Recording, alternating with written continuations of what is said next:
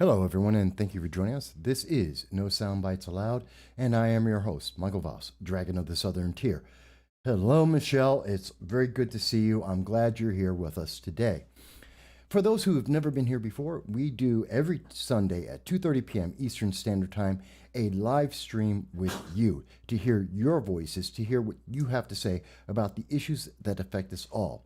On No Soundbites Allowed, we do long-form political commentary. We have a lot of things to talk about, and we are being suppressed by the internet overlords as we speak. We are on DLive, Facebook, Twitter, and YouTube, and we're going to be talking about today a host of problems. Are you safer? That is the big question of the day. As you can see, you'll be happy to reach us on any of those, any of the social media, or call into the show at 607-242-1582. Let me say it again. It's 607-242-1582. You can call in from anywhere in the world and speak with us or send us your text and chats. And it's very good to see you again, Michelle. I know you've been away for a little while because you've been working a lot. It's great to see you on the show. So, folks, are you safer? I mean, seriously, do you feel safer? In the last 3 months, almost 90 days, do you think the world is safer? Is it better? Are you feeling safer right now? It's a big question. And I tend to hear a lot of mixed answers. And I'm not talking about on social media, do you feel safer on Twitter because Orange Man Bad is no longer there? That's not really making you safe or not safe. What is happening? Is our nation safer from places like Iran, China, Russia? Are our communities safer? Like, is there going to be a riot next week in your neighborhood? Are you sure? And why do you think so? Let's really talk about these things because we really need to in this nation. Now, there is some breaking news that I did want to discuss, and that is, if you have not heard about it, there is Mayor Lightfoot. She is the Chicago mayor. And Mayor Lightfoot is looking to resign, according to rumors on Twitter right now. It's been going around in social media. And apparently, the reason why Mayor Lightfoot is going to be resigning, is because, well, it's kind of weird. She got caught cheating on her wife. She is gay. And her significant other caught her. Mayor Lightfoot used public funding, taxpayer money, to be able to have an affair, apparently, at a hotel. And when the public watchdogs were looking at the money and where the money is going, they found out that she used money to go out and have an affair. This then, of course, got back to her significant other, and therefore she then got blackmailed, Mayor Lightfoot, because the boyfriend of the woman in the tryst, the mistress involved in this, had a boyfriend. And that boyfriend decided to extort her to get out of a police incident, or else he would tell. So what you're looking at is massive corruption in Chicago, which is crazy. It's a massive corruption. And I see Lee is with us today. Hello, Lee. It's good to see you. A very good friend of mine. Love you dearly. And I see Kelly Correll is with us. Thank you. I know that I'm freezing up. It's YouTube and I'm getting that from every one of the sources. There's nothing I can do about it. It's not coming from our side. It is literally coming from the internet overlords. Please stay with us. The reason why it's lagging on the live stream is because they do not want you to have a conversation. They do not want you to be able to see what is going on or have a conversation about it. They want to deny you your First Amendment rights from all across the world. This is called shadow banning. This is how they stop you and destroy your freedom of speech, because they delay things like this program when it's live so that you get frustrated and then you're not able to have a conversation. There's nothing we can do about it. We're on every social media platform and they are attacking us. But going on about what's going on in Chicago, this is an obvious case of literal corruption and its consequences. That we have a mayor, Mayor Lightfoot, who has misappropriated taxpayer money to be able to have an illicit affair and then is being blackmailed to cover that up. You know, why are we not hearing the rest of the major media talking about this? Does this make, let me ask you, and this is a very interesting question, has it happened before? Has Mayor Lightfoot engaged in more illicit affairs that has caused her to be caught in a blackmail scandal that would be used, that person's using that affair over her head, that scandal, and the problems with, of course, her relationship, as a reason to get out of crime? If that's happened once, how do we not believe this has happened more than once? And if it's happened once, where's the news media? Why have they not reported this? Aren't they supposed to be the watchdogs? Are they not paying attention? Why have they not told the public about this? This is a problem because this means that it is potentially the case that some of the individuals in Chicago have been endangered. Crimes have been allowed to be committed because of politics, thus making the public less safe. This is a very scary and terrifying thing. And I think it's something that we need to address. And if it's happening in Chicago, where else is it happening? And I'm not talking about just with homosexual relationships, with any relationships. Look at what we're seeing in New York State, where you see Governor Cuomo, Andrew Cuomo, has been involved in, he is alleged to have committed sexual misconduct at least 8 to 9 different times. He has factually covered up the death of 16,000 people who died needlessly because of his policies. And he engaged in an active corruption scheme to hide this from the federal government as well as the public because of the politics involved. And let me ask you, how many people were affected by that? We know at least 16,000. How many more? The families of the individuals involved. And this was covered up by the news media. The major news media did not pursue this. And even right now, Governor Cuomo is protected by the New York State Assembly, where members of the assembly, including in my local region here in the Broome County, local assembly members still have not addressed the fact that Governor Cuomo has engaged in a scheme of corruption to try and that led to the death of 16,000 people, and this actively being hidden from the public. In fact, they barely want to mention the fact that he's had 9 sexual misconduct accusations against him. This is the party of Me Too. This is the party that forced Senator Al Franken to be removed from office because of one sexual misconduct allegation. And yet, we see these governors, these mayors, these individuals, high-ranking, highly public individuals in the Democratic Party are being protected from on high. They are untouchable. There is no way that any Republican, any conservative, any libertarian were to do what Mayor Lightfoot has done or what Governor Cuomo has done and still remain in office. It would not be possible. We have seen that as a fact across the nation. And I have to ask you, how is that making it better for you? Is this improving America somehow? Is this helping you somehow that they are being protected? And if Mayor Lightfoot does resign because of this alleged tryst and misuse of public taxpayer funds, how is it that Governor Cuomo is still in power? It amazes me. It drives me nuts. I can't understand that. And as I said, this is breaking news. It is alleged to have happened. I cannot confirm that, but I can show you the news reports on it. I can show you the tweets about this. And there are tweets about this. So there is a problem here.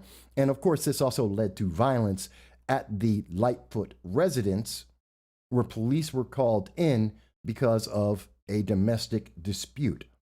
So this is a problem on many levels. Lee mentioned that we are in a shadow war, and I agree with you. And it is still being suppressed to some extent. I see Mavis is mentioning maybe the affair is the reason she had to get her hair done. I don't know. Maybe that was the reason, someone found her more attractive because of the haircut. I don't know. But the question I see is, where is the news media talking about this? What is widely? And more importantly, why is it that we allow these elected officials to abuse the system, to engage in these situations that obviously lead to blackmail and are detrimental to the public? It's crazy how many times, how many people may have found out, as in the case of Andrew Cuomo, that he had conducted a cover-up, that it is throughout his entire staff for New York State. And how many people were able to get favors to cover up crimes, were able to commit crimes because of the sexual allegations that were not discussed, because of the 16,000 people that died that was covered up, the federal investigation that was delayed and pushed off because of the cover-up. Should we not all be angry about this? Because it does not make us safer. It makes the public more likely to be in a dangerous situation. But let's talk about, and that's just in Chicago and in New York State. What about Minneapolis? What about Minnesota? And the upcoming result, the decision in the Derek Chauvin case, the George Floyd trial. We know that next week, the defense is set to, the final arguments are set to be made, and the jury will go and they will make a decision. And we know that right now in the state of Minnesota, there are riots going on. In fact, there have been riots going on throughout this nation. You only have to look to Portland to figure out there have been nonstop riots that have been going on, even though we were promised by the Biden administration that once elected, the riots would go away. BLM would stop because it was all about Orange Man bad. But that's not the case. We have seen BLM, Antifa, the far left radicals have continued nonstop in Portland, in Seattle, throughout the nation, and currently in Brooklyn Center, Minnesota, we are seeing riots, nightly riots. And it's so bad that now we're seeing politicians like Maxine Waters supporting this. And I want to show it to you. I stand with you. Thank you. I am not afraid. I am not intimidated. And I'm going to speak truth to power. Thank you.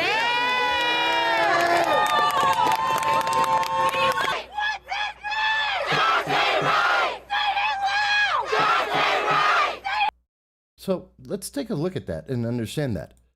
Maxine Waters is now standing with the protesters, which is fine. Protest is an American right. It is the First Amendment. It is a form of free speech. I have no question with that as long as it is peaceful. But we know for a fact that the protests have been and are riots in Brooklyn Center, in Minnesota, and throughout the state of Minnesota. We know this. We know that more than 20 businesses have been broken into, have been burned down. We know this as a fact. And we know that Maxine Waters has gone down with the protesters and has said nothing about the violence that has occurred, nothing about the riots that have occurred, the businesses that have been destroyed that will negatively harm those communities. Let me ask you, if your job has been burned down, are you safer? Is that better? If there are roving bands of individuals who are willing to commit violence in your neighborhood and you don't want them there, are you safer? If you have, like in Minneapolis, where there is a section of the city of Minneapolis that has been taken over, it has been conquered by the George Floyd protesters, and this is an act of treason in defiance of the laws of both the state of Minnesota and the United States. So, and a defiance so bad that we know for a fact that one man was already killed in that zone. He already died because of their defiance of the laws of both the federal government and also the state, and of course the city. When you see that, is that making you safer? And you know that right now we have seen Black Lives Matter and Antifa and the far left groups like Progressive Leaders of Tomorrow have been warning and promising that they are going to burn down the country if people do not bow to their will, if you do not defund the police completely. Now, wow. It looks like I've lost almost everyone. That these comments, I seem to have struck a nerve with Twitter, Facebook, and DLive, and it looks like they have completely stopped our feed, which is shocking. Just because we're talking to you, just because we're having a conversation, it looks like they have completely thrown us under a bus, which is terrifying to me. And I can tell you that it is not from our system, because our system, as we have mentioned over a month ago, we increased our signal quality from 2 times what is required to be able to broadcast on all social media to 8 times what is required to be able to broadcast on all social media. So this is not coming from our system. This is coming from the social media giants. They are stopping you from being able to hear anything, to be able to engage. And that's terrifying to me, because we need to talk about this. We need to talk about what's going on, as I just showed you with Maxine Waters. Let me also show you that when I say that there have been riots and those riots are ongoing, 136 people have been arrested as of Friday. That would be April 16th. 136 people were arrested in Brooklyn Center, New York. And we know that at least 52 of these individuals were booked for probable cause of rioting. 52 people were arrested for rioting that Maxine Waters will not speak about. She will not address this. That should terrify people. That should terrify people, that you are not being told 136 people have been arrested, 52 of them for rioting, and that this is not increasing the peace. This is not making America safer. And this is directly what we were promised you were going to get under a Biden administration, and that is a promise that has been completely broken. And next week, it is quite possible that we could see rioting throughout the nation. We already see it in Portland. We already see it in Seattle. It is already happening. It has been happening since January, and we have no reason to believe that it's going to stop anytime soon. And what is the Biden administration? What are the far leftists and the Democrats? What are the moderate Democrats saying about this? What are they doing about this to make you safer? So I have to ask, as much as, if the internet overlords will allow me to say these things, because they obviously don't want you thinking about this. That's why they're messing with this feed right now. I have to ask you the question: do you feel safer? Do you feel safer knowing that next week there may be riots in your community, especially if your community, like mine, have groups like Progressive Leaders of Tomorrow, which are the middle ground between BLM and Antifa? Will you feel safer knowing that they are planning, in my community, they are planning to have marches, and we know that there are riots ongoing right now? Do you feel safer? Do you feel like the Biden administration has lived up to its promise? Do you believe the Democratic Party has lived up to their promise? And yes, this is political because they made that promise. They said, if you voted in the Democrats into the Senate, into the Congress, into the presidency, that you were going to be safer. They made that promise to you throughout all of 2020. They told you that the riots would stop if you just did this one thing. And I see the comment, Michelle mentions crickets on Cuomo, their aversion onto, they diverted onto Matt Gaetz, which we have heard from the insiders over at CNN, who is supposed to be telling you the truth, the best name in news media, the neutral source, which we have seen from Project Veritas, that they in fact don't care about the truth. They have a political agenda. Now they are attacking Matt Gaetz to distract you from the other things that are going on in our nation, to make you scared and compliant, and to not complain about what is going on, and to make the other side look bad so that they can gain more power. We know that CNN, based on the Project Veritas videos, has done this. And we know for a fact that Facebook, Twitter, YouTube, Google have been deleting and eliminating tens of thousands of voices, literally hundreds of thousands of voices, depending on the platform, when anyone mentions something they don't like. If you say the wrong words, which we apparently have already done in talking about Mayor Lightfoot and talking about Representative Maxine Waters, and already speaking about this, we may be silenced forever. Well, let me rephrase that. They're going to attempt to silence us, and they're going to attempt to stop us, but we will not stop. We will continue to have these conversations. We are going to continue to speak to you. What is and we're looking court packing? Will Biden do it? The worst fears of the Republicans are coming. Excuse me, sorry. We're going to continue.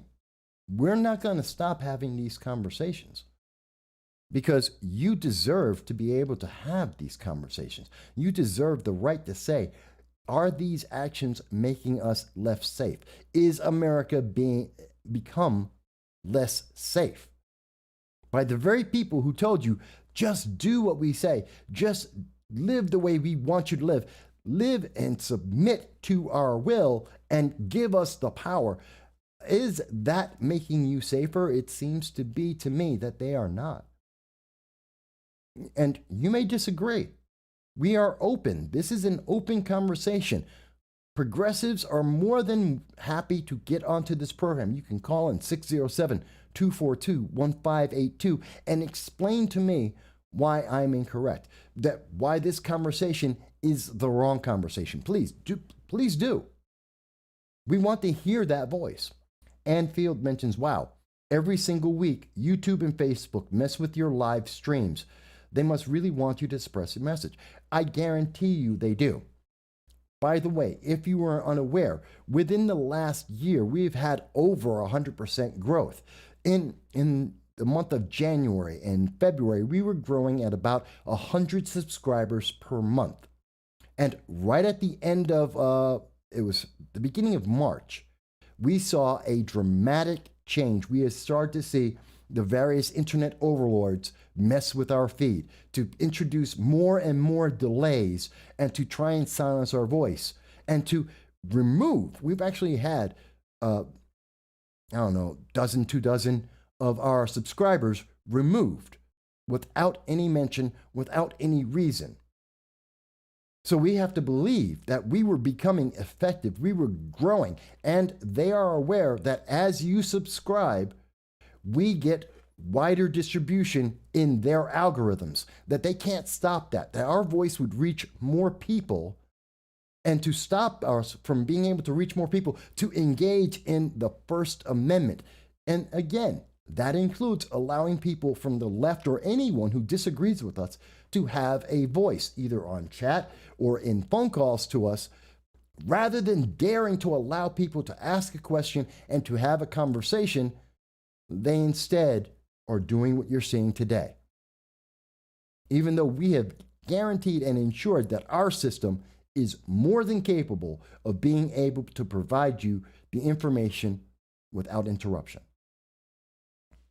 But again, I come back to the same thought. Are we being safe? Is this making us safe? Is denying us the truth?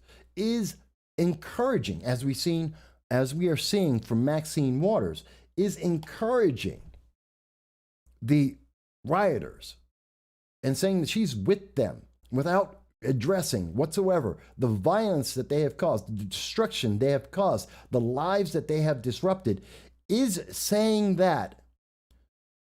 Is that something that's making you better and feel safer? Because I tend to believe it doesn't.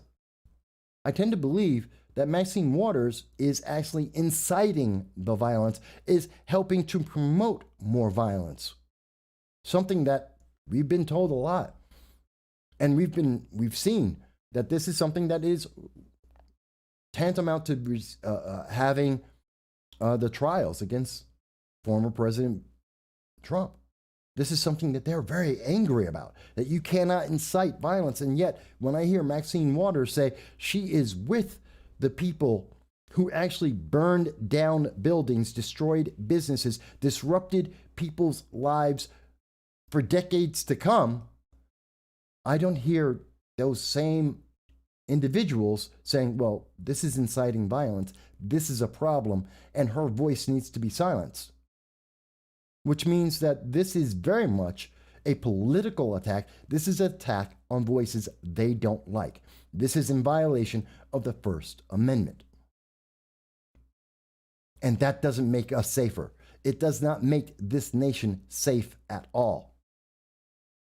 And we're not going to stop speaking to you about this.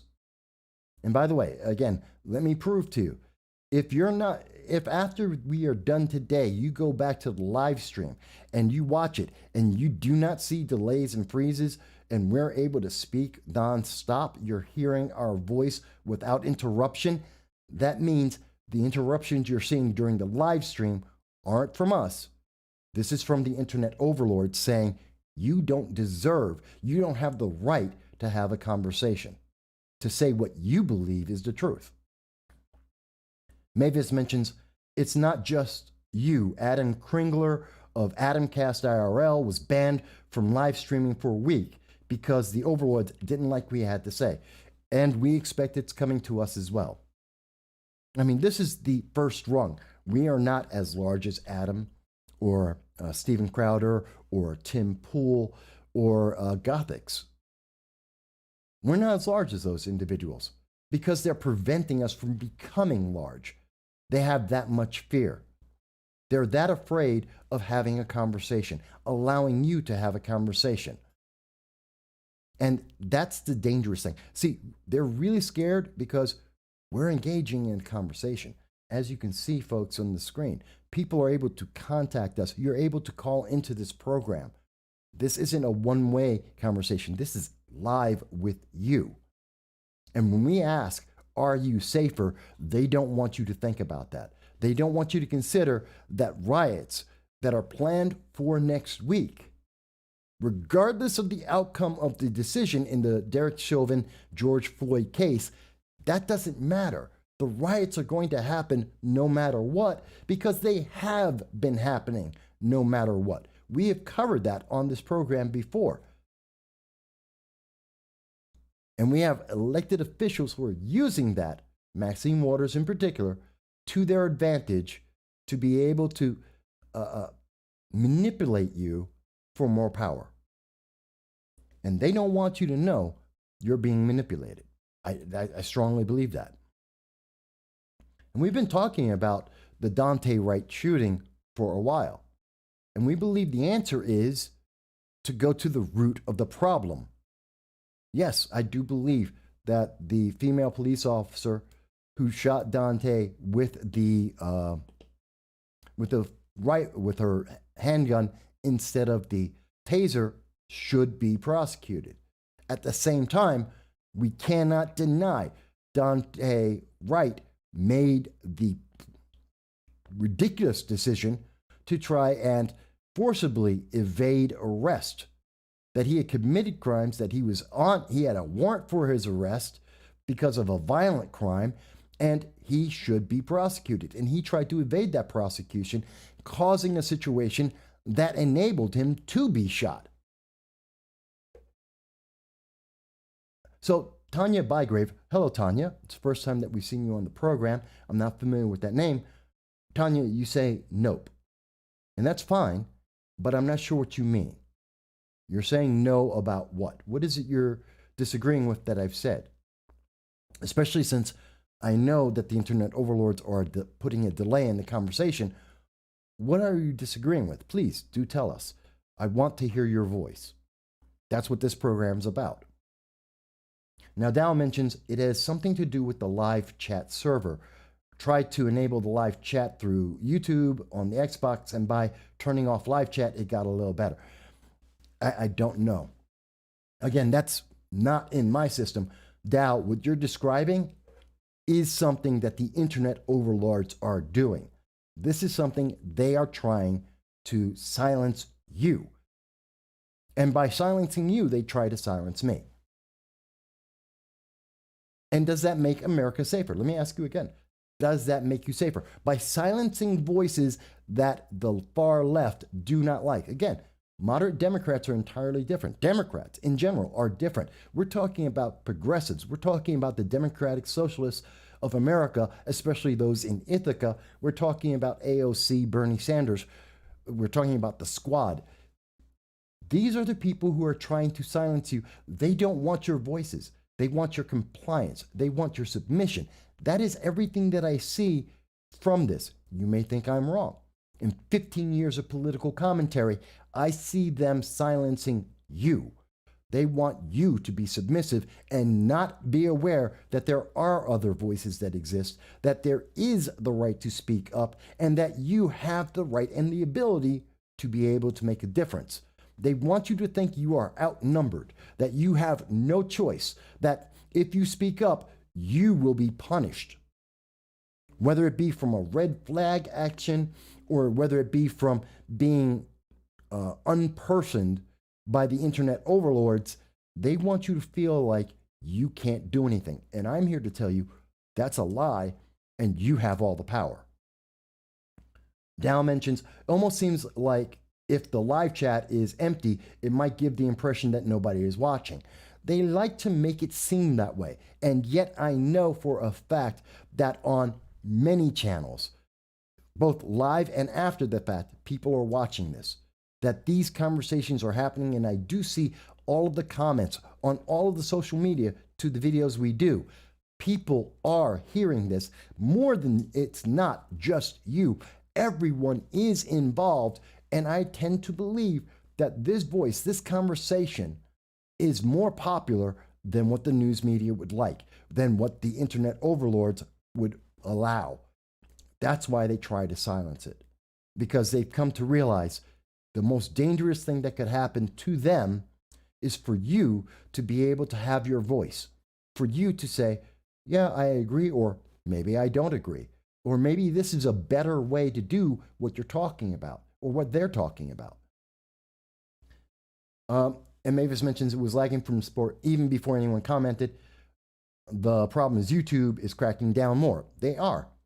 And it is only a matter of time, I believe, before they wipe out over 1,100 videos that we have done over 10 years on YouTube. It will happen. We are sure of it. We are sure that we will be unpersoned by Facebook, by Twitter, by these social media overlords because they are terrified, because they don't want you to have a conversation, because we act in defiance of the things that they want you to be afraid of. They want you to be afraid. And I don't believe in that. You do not need to be afraid. You don't need to be afraid of the police as they want you to be. I don't agree with that. You know, most citizens, most people in America understand the law and are law abiding. And they take that as compliance, as a weakness, I believe. And that they believe that you are easy to manipulate, both with your emotions and with your thoughts. I don't. I respect people, whether they agree with me or not. Again, Tiana, that's why I want to hear you, what it is you said no. What about? Your voice is free. You are able to disagree. Please tell me why. If I'm misunderstanding something, I do want to understand it. I want to hear that other side. That's what America is about. That's how we get to the best answers. And I apologize, folks. I know it's pretty bad right now. I can't do anything about it. The internet overlords are beating up on the system right now. It's not coming from me.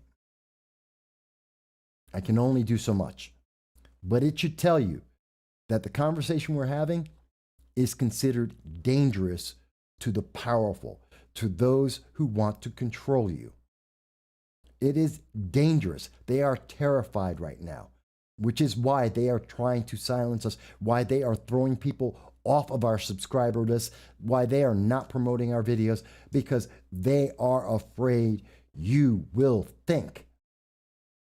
And if anything else that we do, why we do long-form political commentary, is because we want you to think. The American people are at their most powerful when they think and make a decision, no matter what that decision is. If you want to follow BLM, Antifa, Progressive Leaders of Tomorrow, known as PLOT, or any other organization, please go right ahead. That is your right.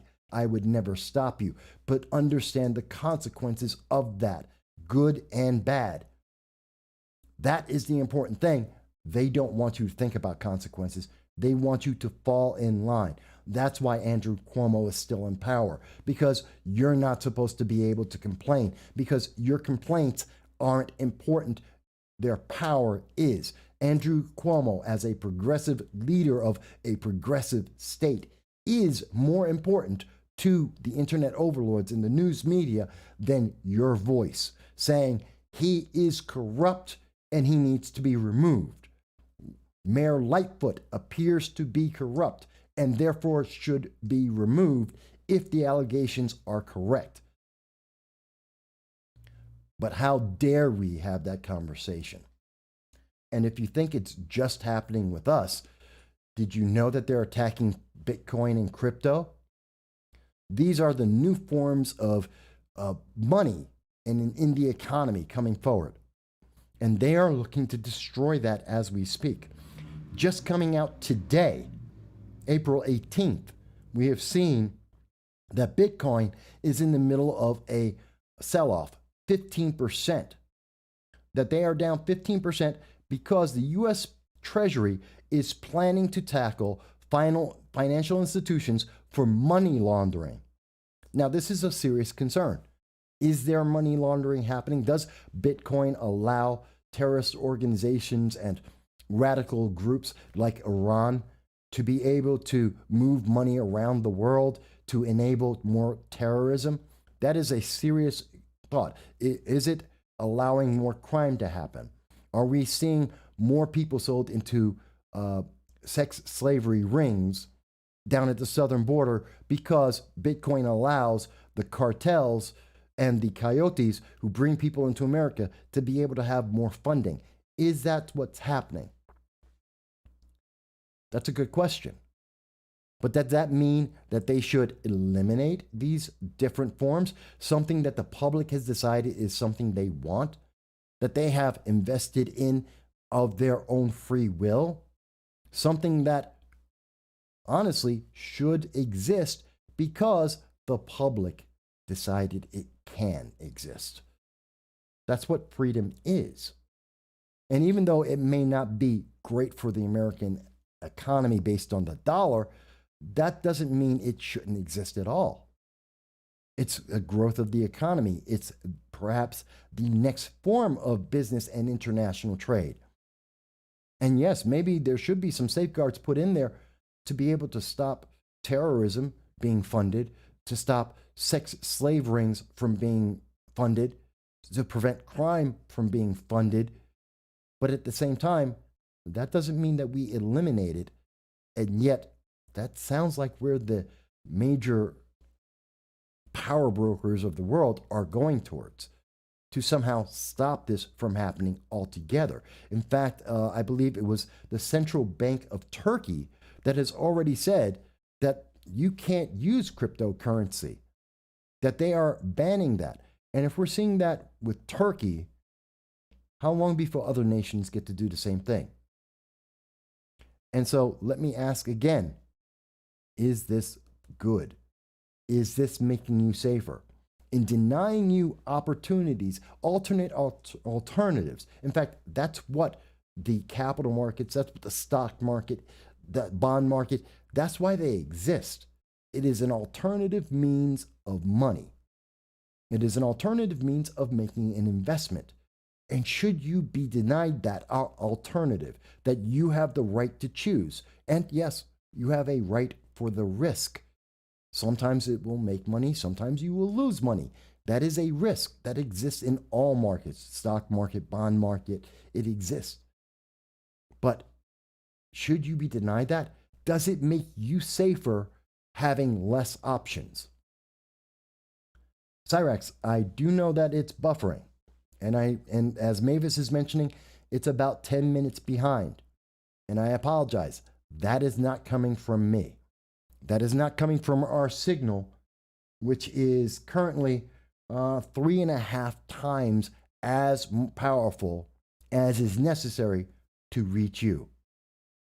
It's coming from the internet overlords, Facebook, Twitter, in particular at this moment, and it looks like YouTube as well. It is coming from them because they don't want you to call into the show at 607-242-1582, that they don't want you to be able to have a tweet or a chat to come through. They want to intimidate me, and this is their warning shot, by the way, folks. I truly believe this is their warning shot to me and also to you, that being able to have a conversation, being able to discuss issues and wonder about the consequences on our lives, that if we keep doing this, this is, I believe, their warning shot saying, and then we're going to remove you. You're going to disappear. You will be unpersoned, as is the saying these days. That they will punish us, not because we committed any crime, not because we have provided you information that isn't true. By the way, no requirement for that. But even though we are showing you legitimate, this is Yahoo Finance. We have articles from the Daily Mail, as we have shown you. I skipped over that. I apologize. From local news stations, from this is legitimate news media. They may not agree with our conclusions, but it is a conversation you should have. And since they can't fault us and say, oh, this is illegitimate, you just made that up. No, this is a commentary and discussion based on facts that are out there, and we are providing you those facts. Since they can't dispute that, the answer is they don't want you to have the conversation. And I do not believe that makes America safer. Yes, that is the theme today. It is a whether or not we are safer. Are we becoming closer to a China than staying the America many of us were born into, when they can come and punish us? Dow mentions, it's amazing to me how finicky these streaming services are. There's 4 major ones: DLive, which we are on, Facebook, YouTube, and Twitch. And then you have Trovo and Twitter. Well, actually, we're on everything except for Trovo and Twitch. And they're all reacting in the same way because they all have the same guidelines. You're not supposed to talk about things. You're not supposed to consider whether or not the currency, that whether or not you should be allowed to have Bitcoin or Ethereum or Litecoin or Dogecoin or any of these alternative means of investment and finance. Why? Why should we not be able to have that conversation? How is it making the lives of Americans and everyone around the world, how is it making it better for people? How are they safer? I mean, if you have alternative means of investment, shouldn't that make your finances safer and therefore give you more security in your life and being able to live and to pay your bills? I believe this is a question we need to ask. Are you safer by what they are doing?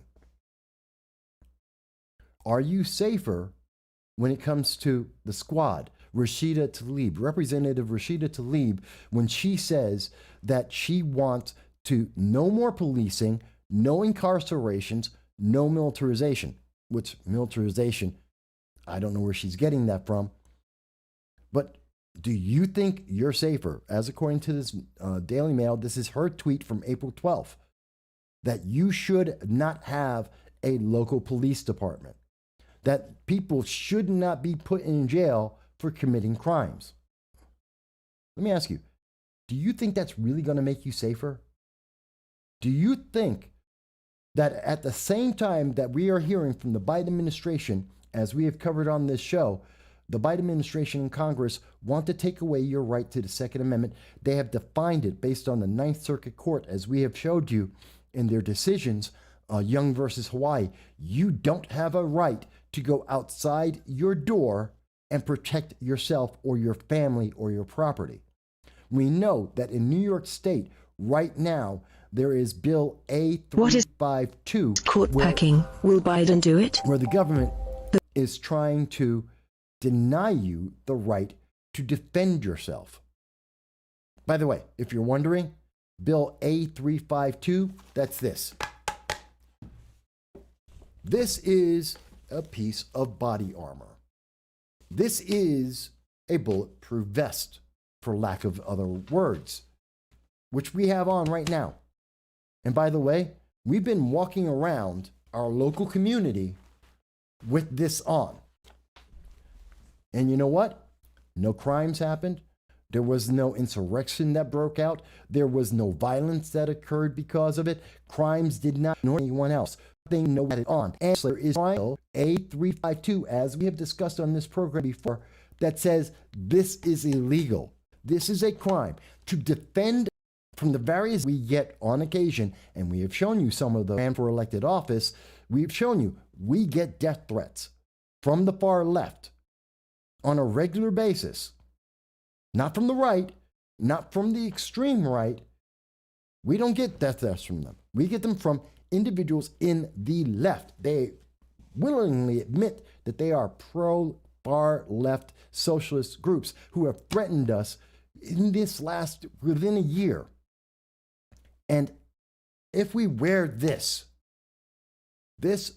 piece of passive protection, which we have done from time to time without anyone knowing about it, somehow that is a crime. Let me ask you, how does that make you safer?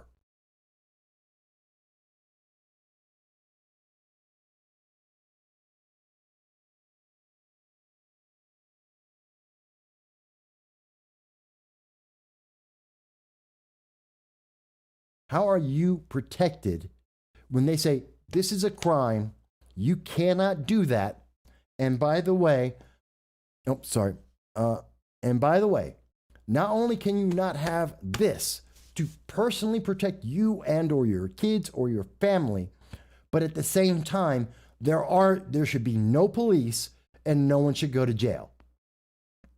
Imagine that. You can't defend yourself outside your home. Ninth Circuit Court said so. Young versus Hawaii. Please look it up. We hear Joe Biden saying, you can't have a gun in your home because they will come and take that through red flag laws, and they will take away your children as a consequence of that. Look to our video where we spoke to the students at Rutgers University this Tuesday. Please look it up. We spoke to the students at Rutgers University about the consequences of red flag laws and how they will take away your family and how they will punish you without ever having, forget breaking a law, you aren't even accused of breaking a law. And by the way, none of this makes you safer. It does not make you safer at all. And we know that because we can look at what happened over in the Indianapolis shooting.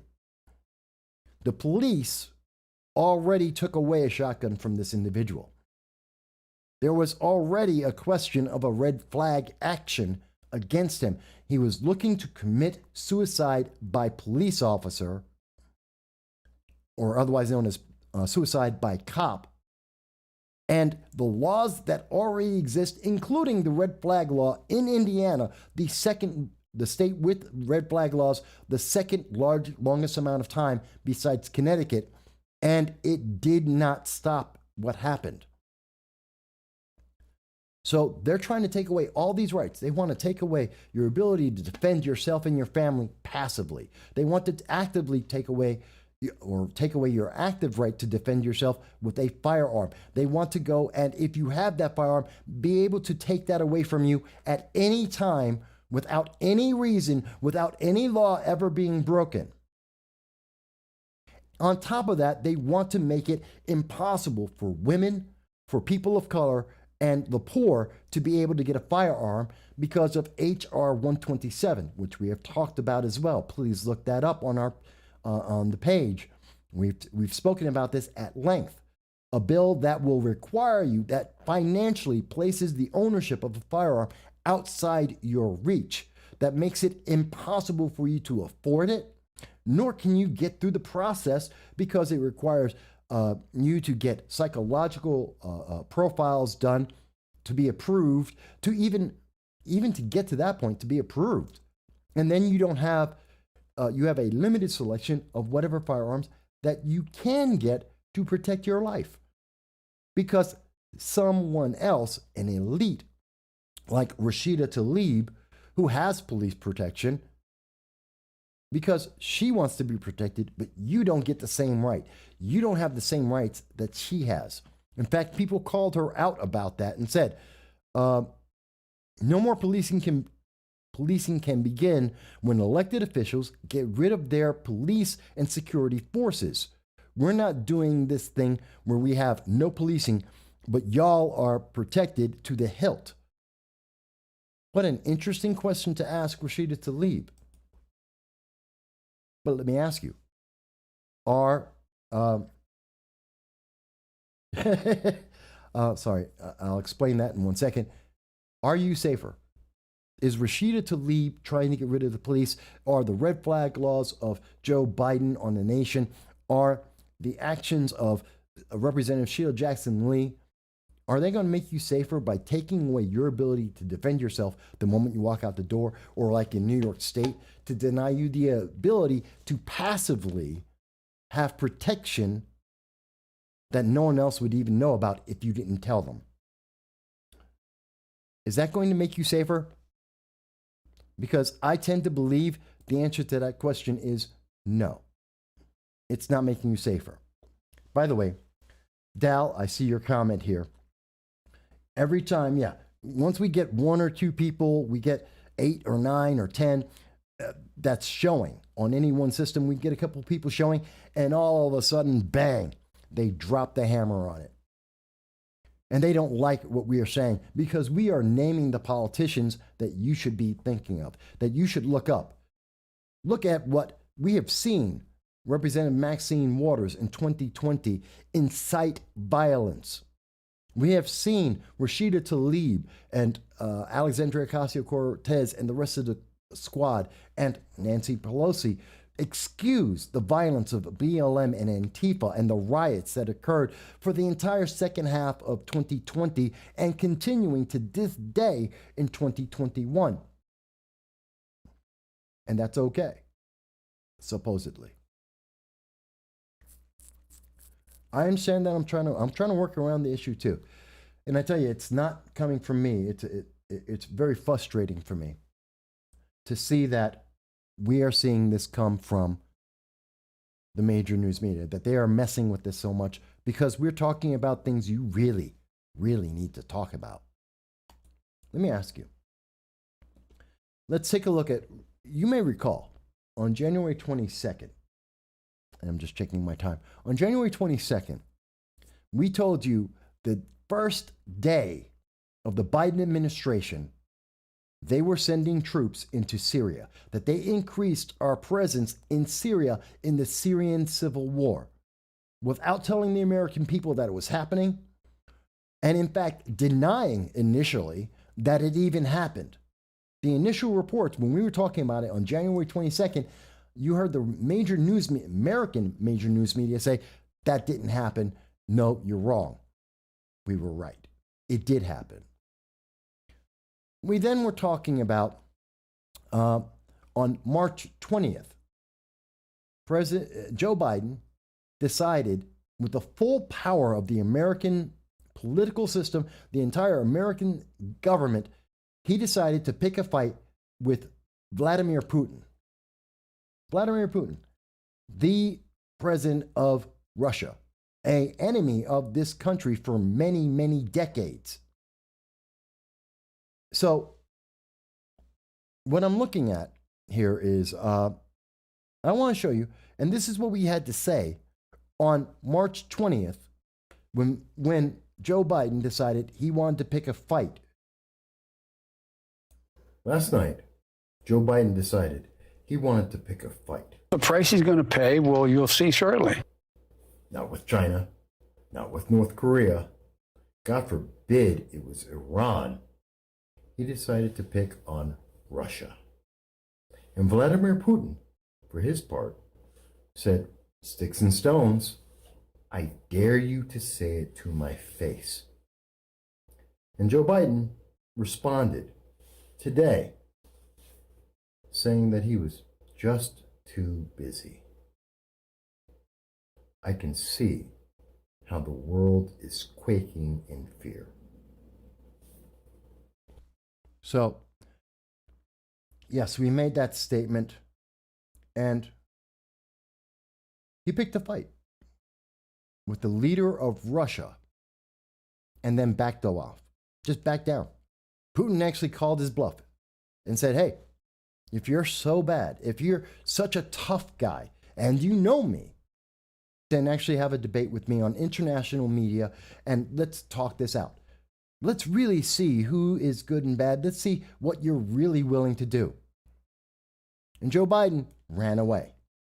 He tried to bully another nation. It didn't work. Did that make America safer? Do you think our relations with one of the largest militaries, one of the largest nuclear militaries in the world, was made better because Joe Biden decided to pick on their leader and their military in that case? Did that make your life safer? I want you to think about that for a moment. Did that help? Because that's important to ask. And I saw your statement there, Dal, that lowering the video output made it a little bit better. So I'm going to, yeah. And the problem is, I can't do that while I'm in this stream. Going forward, I'll tone it down. But I can tell you that the video quality is exactly the same right now as it has been for the last 3 years. We have not changed anything in our system. Court packing. Will Biden do it? The worst. So it's not our video quality. The video quality in January is exactly the same video quality that we're using right now. So if if they want us to lower it, which would mean less people would want to see a lower quality of video that we have not changed, that's coming from them. But let me ask you about the question of Russia. Because what we did see is that Russia, after embarrassing the United States in front of China, North Korea, Iran, countries that we are in active negotiations with, we're trying to convince China to become more eco-friendly and to have less pollution. And they turned around and said, after watching Vladimir Putin challenge Biden and watching Biden back down, China said, oh, America, you're just bad. They scolded us publicly and said, we're not listening to you. You don't have the power to do anything. Iran has looked at America, watching what happened with Russia and with China, and said, you know what? You're going to lift all of the sanctions, and we might get involved with the Iran nuclear deal, which we have covered before. And they want free money. They want all of the ability to use all the money they have around the world, especially in the United States, to increase the global terror in the world. Something that then Secretary John Kerry told us under the Obama administration is exactly what they did with $400 billion that we gave them so that they would be in the Iran nuclear deal. And they're asking for that again, plus more. Because we backed down to Russia, we backed down to China, and they said, well, you're going to back down to us too. And we currently are in the middle of a negotiation with them about how much money we're going to free up for Iran for them to then say, okay, we'll slow down our nuclear ambitions. What? Is that making you safer? Is that making things better? And by the way, Russia was not done. They were not done by a long shot. Russia said they were considering sending, when Russia decided that they were going to the Ukraine and have 81,000 troops on the border of the Ukraine, in a similar reaction to what they did under the Obama administration, because they know Joe Biden, because they have that previous experience with Joe Biden, and because Joe Biden can't walk up a set of stairs, and he backed down to Vladimir Putin once already, when the United States said as of April 9th that we were considering to send in warships into the Black Sea to defend and to emphasize the fact that that we would defend the Ukraine, well, Russia said, go home. Russia told us to go home. And you have to wonder, because Biden said, he decided to say on April 15th that he's going to take sanctions. He's going to put sanctions on Russia if they don't back down. At the same exact time, he also sent home the two warships. He was sending them on April 9th. On April 15th, after Russia said, get out of here, to forget that this isn't going to happen. After they did that, then he sent those troops back home. Where is it? That has people for you. That says you're not going to send 81,000 troops and tanks into Ukraine. And by the way, the excuse that the United States was going to use on April 9th for sending in the troops was, well, and the reason why we're doing sanctions is because Russia lied to the United States. They were involved in our elections, that they were trying to mess with our nation. And the answer is, it's not true. It's a lie. It's a complete lie. We told Russia And Russia's retaliating. We sent home, we kicked out a bunch of their ambassadors. They kicked them back out against us. They're not backing down. And we found out that there is no evidence that the Russians ever decided to use, to put out bounties against the United States troops. Didn't exist. It is a lie told to us by Tammy Duckworth, a senator, saying that American soldiers told us that American soldiers were in danger and that we needed a new leader of the nation, that we had to vote for the Democrats or we would see Donald Trump get us into a war, that Russia was taking. And we find out the truth is, where is it? It didn't exist. The United States community assesses with low to moderate confidence that Russian intelligence officers sought to encourage Taliban attacks U.S. and coalition personnel in Afghanistan in 2019 and perhaps earlier. I want you to read that again. I want you to hear this very, very clearly. What did they say? They sought to encourage individuals who wanted to have a certain very specific political outcome lied to you.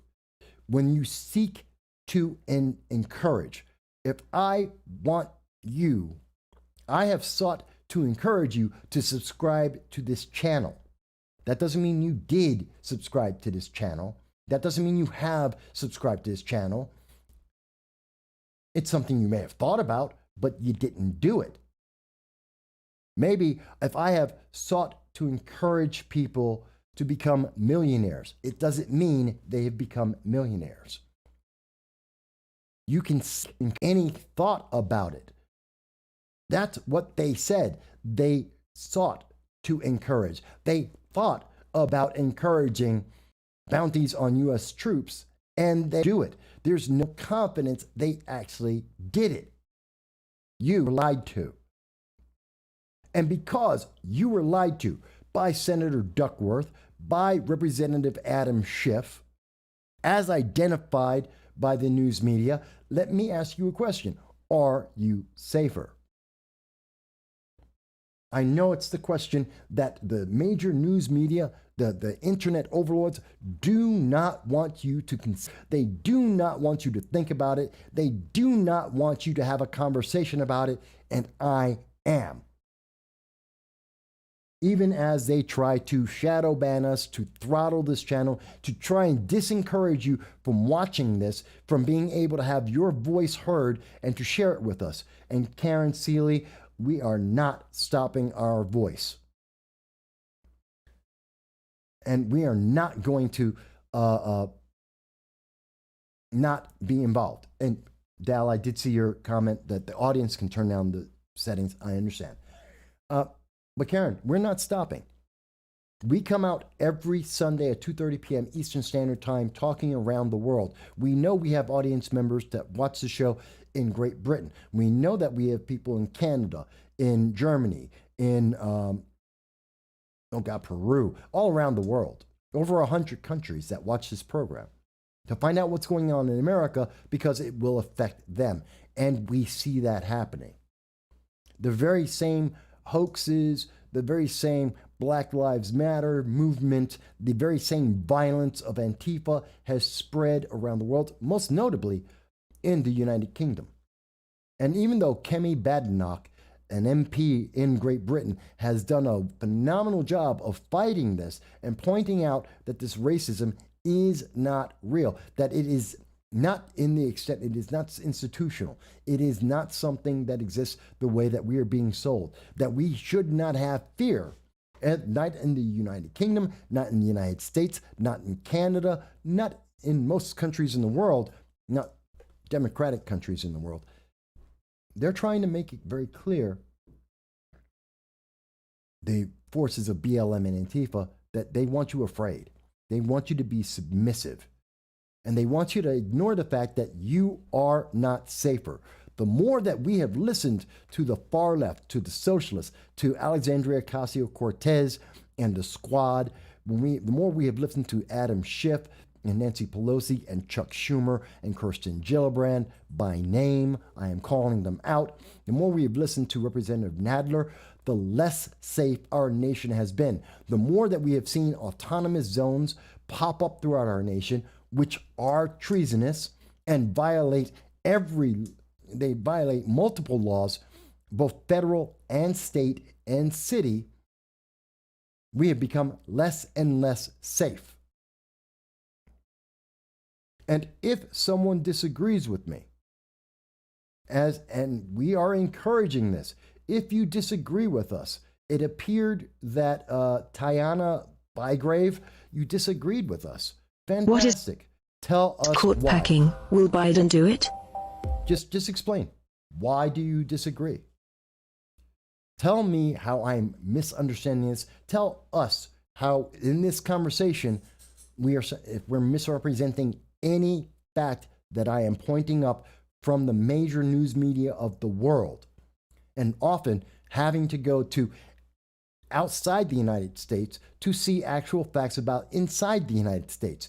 Because I have seen a bunch of news media in the United States talking about the fact that the Biden administration took away from support of Ukraine, allowing the Russian government trying to amass they're about to get into a war. They amassed 81,000 troops on the border of the Ukraine. The last time something like this happened under the Obama administration, we were gearing up to get into a war.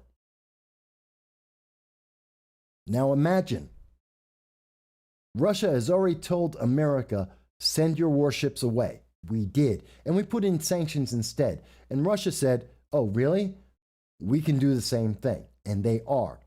China is watching this whole thing happen as we're trying to have negotiations with them about climate change, of all things, not the genocide in China, not the repression of the people in China, not the punishment of 47 members of Hong Kong's government, their city government, that were all thrown into jail by the Chinese government.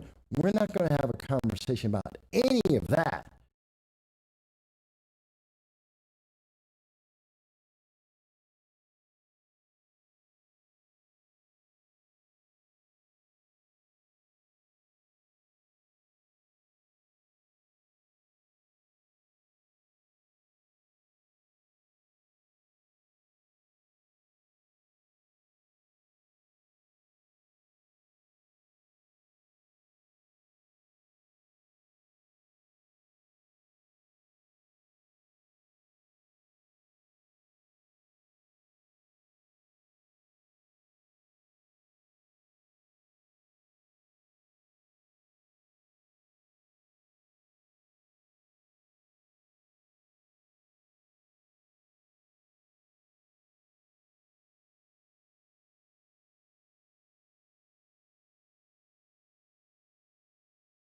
No, instead, we're going to talk about whether or not they're going to continue to pollute as much as they are, and they have no reason not to. And China's watching that we have no power. None. Not under the Biden administration. No one cares what Biden says.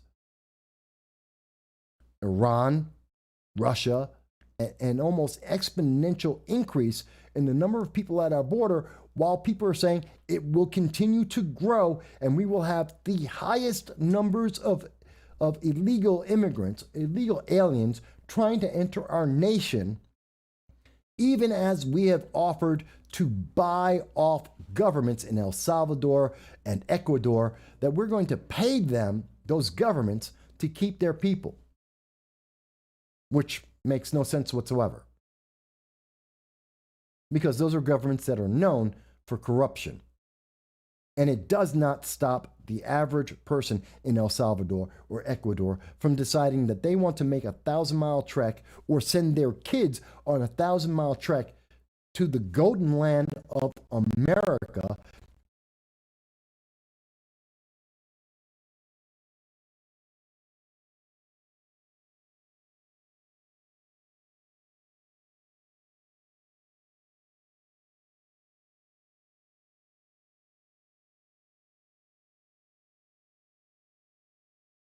a nation so screwed up, if we're to believe BLM and if we're to believe Maxine Waters as she's promoting these riots, if our nation was so crazy, why are people committing child abuse and sending their kids, 16,000 children that we know of that made it into our nation?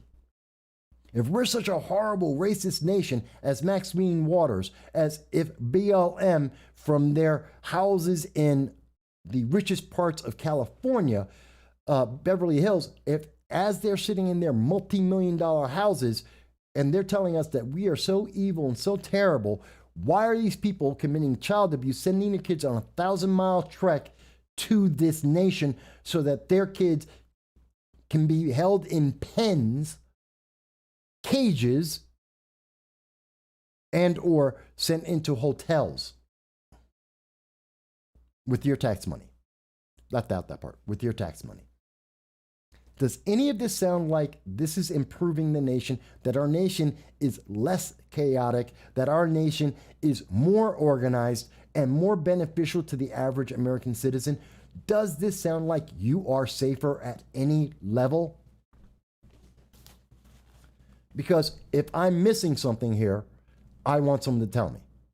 Please tell me how this collection of things I've been talking to you for an hour and 16 minutes. I have given you evidence of various news sources, most of them left-leaning.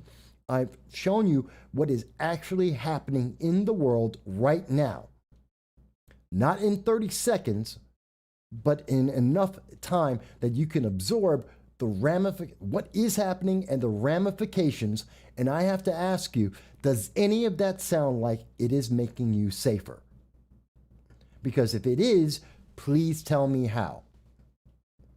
How is it that we have allowed thousands of people into our nation? All of those illegal aliens are being let into our nation. Some of them with COVID. Even the kids have COVID, and they are being let into our nation and actually being distributed throughout the nation by the Biden administration, sending them to various states up north and across the nation to disperse them for the ones that don't already have a destination in mind. And that's supposed to make us safer in a nation that's fighting tooth and nail with COVID, that we have been told is the most dangerous plague to man since the Black Plague. At least that's what the news media has told us. So dangerous that we have to wear 2 masks, get vaccinations, and social distance because the vaccinations don't work. And in fact, some of the vaccinations have killed people and therefore had to be stopped. And we have to wear 2 masks, if not 3 masks, and we have to maintain social distancing. And our businesses are not allowed to be open at their full amount of times, nor with the full number of people being able to shop, and destroying our economy on this at the same time that we are trying to reduce, and we are reducing in various cities, our police forces, which has resulted in an increase in crime, documented. That is a fact. We've seen that from 2020. It is a fact. Crime is on the rise while we are introducing more illegal aliens, a higher burden, higher taxes, and we are losing any credibility internationally, as I have just explained about China, about Russia, about Iran, and Syria, where we are now reinterjecting ourselves into their civil war, and we're told that we're supposed to be safer? Please, folks, share this if you're watching this today, and it's the first time. If you believe what we're saying is worthwhile, please subscribe. Fight the algorithm, subscribe so we can reach more people. Like it, share it. Most of all, share it with people and say, okay, if you don't agree with what I'm saying, if you don't agree with the sources and there are better sources, get involved. Tell me. Ask your elected leaders. Truly, I want to do this. Ask your elected leaders, Maxine Waters, Adam Schiff, Alexandria Ocasio-Cortez, Rashida Tlaib, Chuck Schumer, Kirsten Gillibrand. I will go through a list of them. Ask them, Senator Tammy Duckworth, ask them to refute what I have said, to explain why what I have just described to you is incorrect. How we are safer today than we were in December of 2020. How we are safer today than we were 1 year ago. Please explain this. Ask these elected officials. Ask your mayor. Ask your governor. Ask Governor Cuomo. Ask Governor Whitmer. Ask Governor Newsom as examples. Governor Wolf and I forget New Jersey's governor. Ask them to explain how we are safer today with these new impositions, with less freedom, by doing what they say. How are we exactly becoming safer?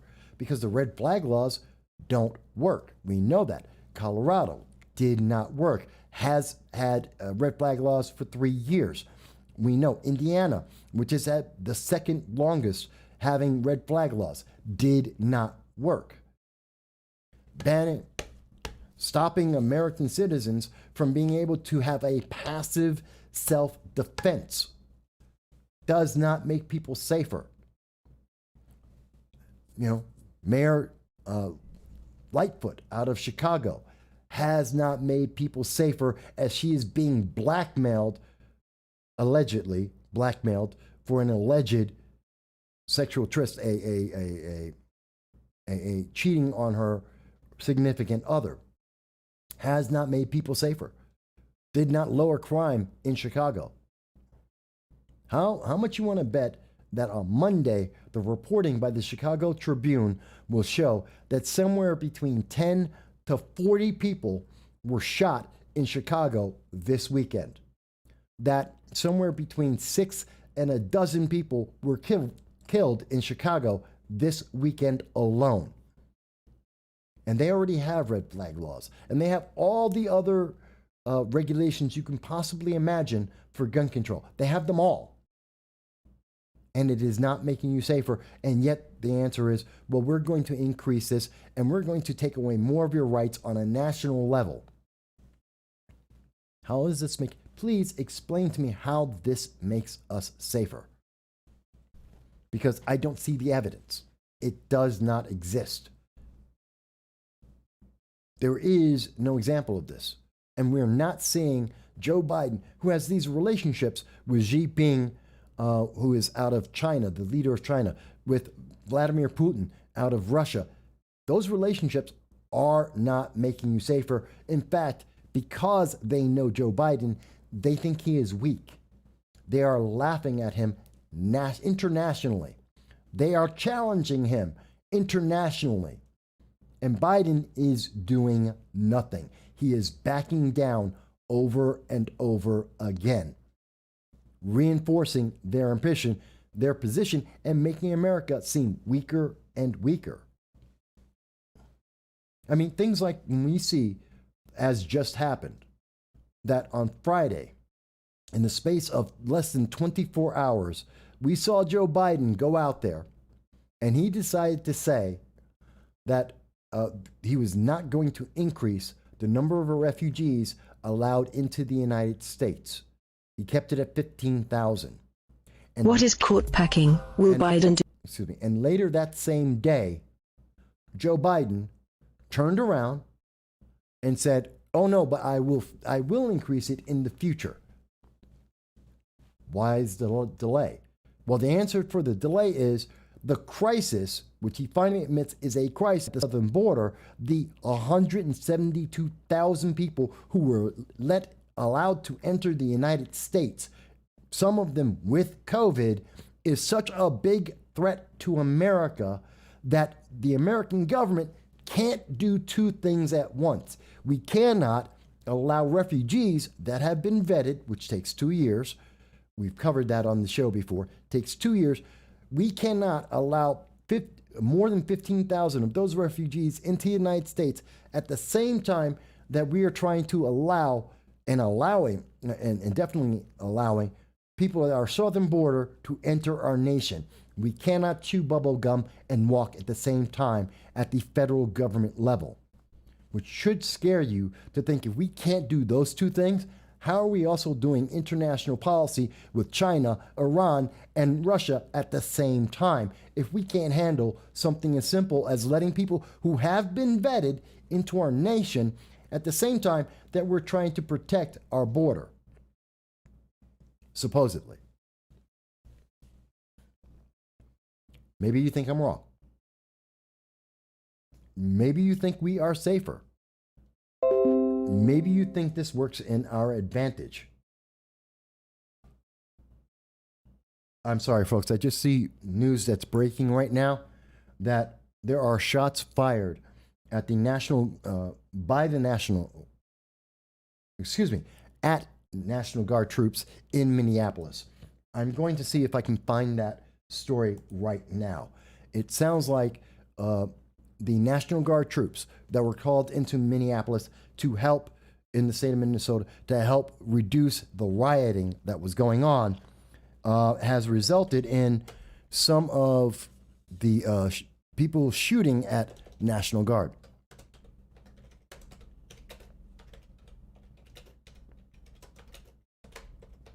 This is breaking news. I do not know the details. Yes, 1 hour ago. Okay. When we started, slightly after we started the show, it seems that, and I want to show you, according to CNN, not the greatest source of news in America, they are obviously, by their own admission, manipulating you, as has been seen by Project Veritas. They will manipulate you emotionally. But according to CNN, it has been stated that a Minnesota National Guard and police team were shot in a drive-by shooting. And I'm looking this over with you live right now. The team, okay. No one was seriously injured. 2 National Guard members suffered minor injuries. Taken to the hospital.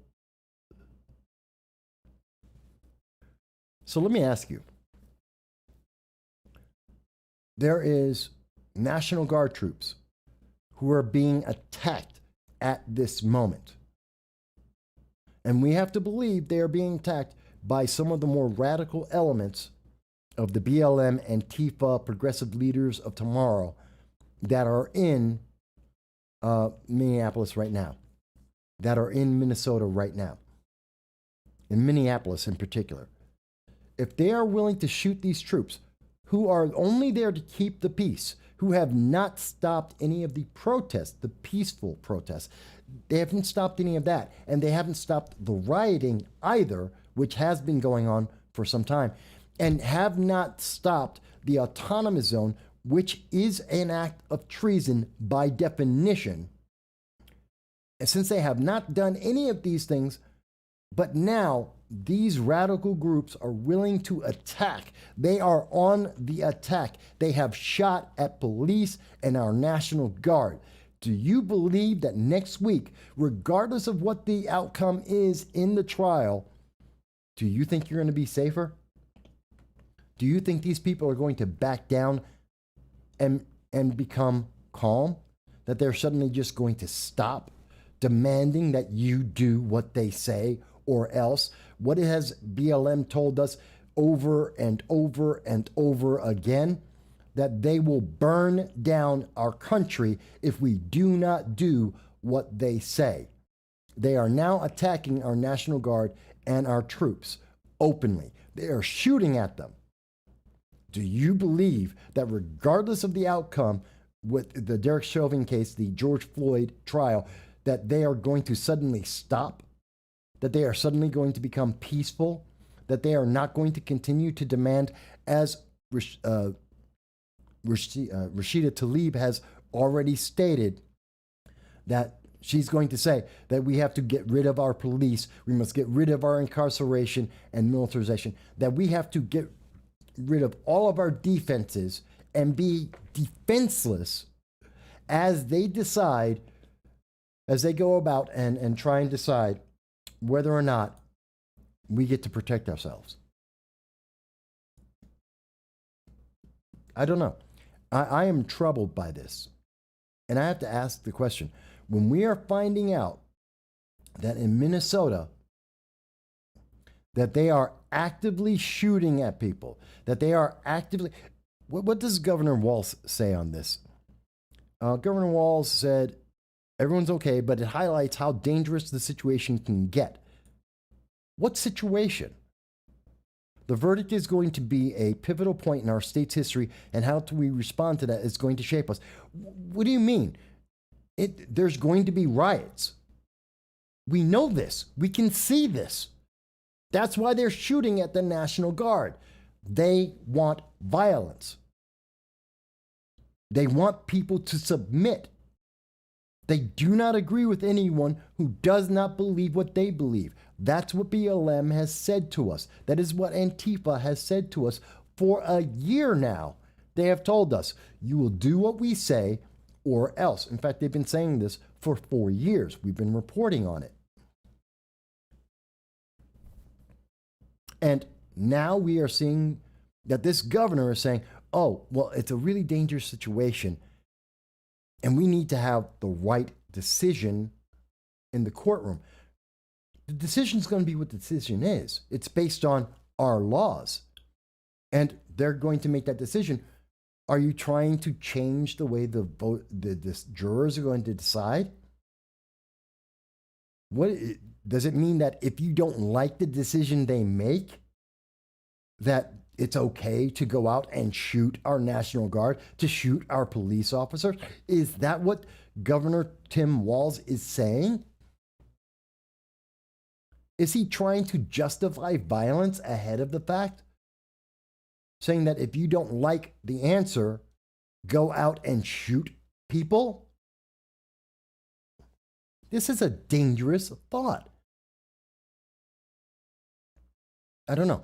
Am I misunderstanding this, folks? Dal, I see you're still here, and I do hope that Rumble and BitChute will eventually get live streaming platforms. We're already on Rumble and BitChute, and when they do get the ability to live stream, we're going to use that. But let me ask you, do you feel safer? Does it make you feel warm, fuzzy, and safe for yourself and your family to know that Governor Walz of Minnesota is saying that if there is a decision that he and BLM and Antifa and progressive leaders of tomorrow and the Democratic Socialists of America, if they don't like the answer that they get from this trial, that they should burn down America, as they have promised to do in the past? Does that make you feel safer? Because it really doesn't make me feel safe. It makes me happy that I, unlike New York State legislature, believe that, you know what, having a passive form of self-defense is not a bad thing. That it doesn't harm anyone. That, you know what, having American citizens that are able to defend themselves inside and outside of their home is a smart thing. That's why it says in the Second Amendment, shall not be infringed, and that we have the right to bear arms, to carry weapons, to be able to defend ourselves, something that the Ninth Circuit Court, in its rush to be judicial activists, have said, well, that doesn't apply. And the reason why we see that the Biden administration, the Democrats in Congress, are rushing forward to add 4 members of the Supreme Court to guarantee that their vision of you being defenseless is going to be ruled constitutional. That's why they're packing the court, so that they can say, when the court case comes up, and it's now a 7 Democrat, 7 left, 6 right-leaning court, that they get to say, oh, no, this is perfectly fine. You don't have a right to defend yourself. And that means that the people who are willing to riot in Minnesota, in Portland, in Seattle, in New York City, Atlanta, Dallas, all across this nation, Boulder, and all across this nation, all of these groups are more than willing to be able to go out and use violence against you because you can't defend yourself. That's what I understand from what the media is telling us, which means our nation is absolutely weak and falling apart. And that is why we see that Vladimir Putin doesn't care and can tell and has told the Biden administration to send away the troops that we have to defend allies and other nations from the bullying and the tactics of China or Russia or other nations, and including Iran, that wants to kill all Americans. That includes the liberals. They don't care. You're an American, period. They want to get rid of you. Anyone who doesn't believe exactly what they believe, they want to get rid of you. It seems to be something that Rashida Tlaib, that Alexandria Ocasio-Cortez, Bernie Sanders, Tammy Duckworth, Adam Schiff, Chuck Schumer, Kirsten Gillibrand, these people have no idea. They do not understand this. Or if they do understand it, they don't care because your life is not that important. I mean, they have their security details. They'll be okay. They have 5,000 troops in Washington, D.C. right now, which has cost over $150 million right now. It costs about $3 million a day to protect them from you. They're okay. They have people with machine guns to protect them. You don't even get to have a handgun if they get their way.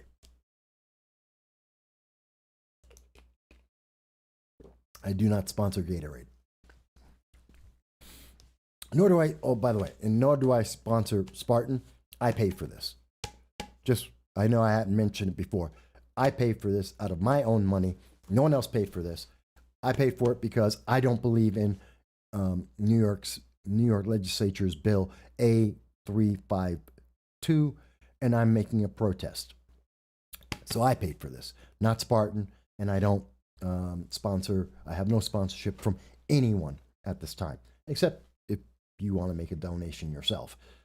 But no organization, no political organization, no business promotes us. So I have to ask these questions. And I'm hoping that the signal has caught up enough, which it does not look like it has, for you guys to tell me if I'm understanding this correctly. Have I not understood this? Is what I am saying making sense? Does it not make sense? Have I missed something here?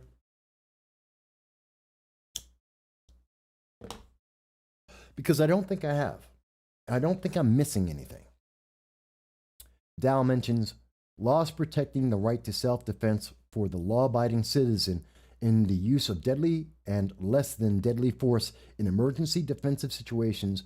If not warranted, there are laws for that. It sounds like you had made another comment before this, Dow, and I'm not seeing it. But we should have a right to self-defense. We should have a government that is protecting us from countries like Iran that would want to see us all dead.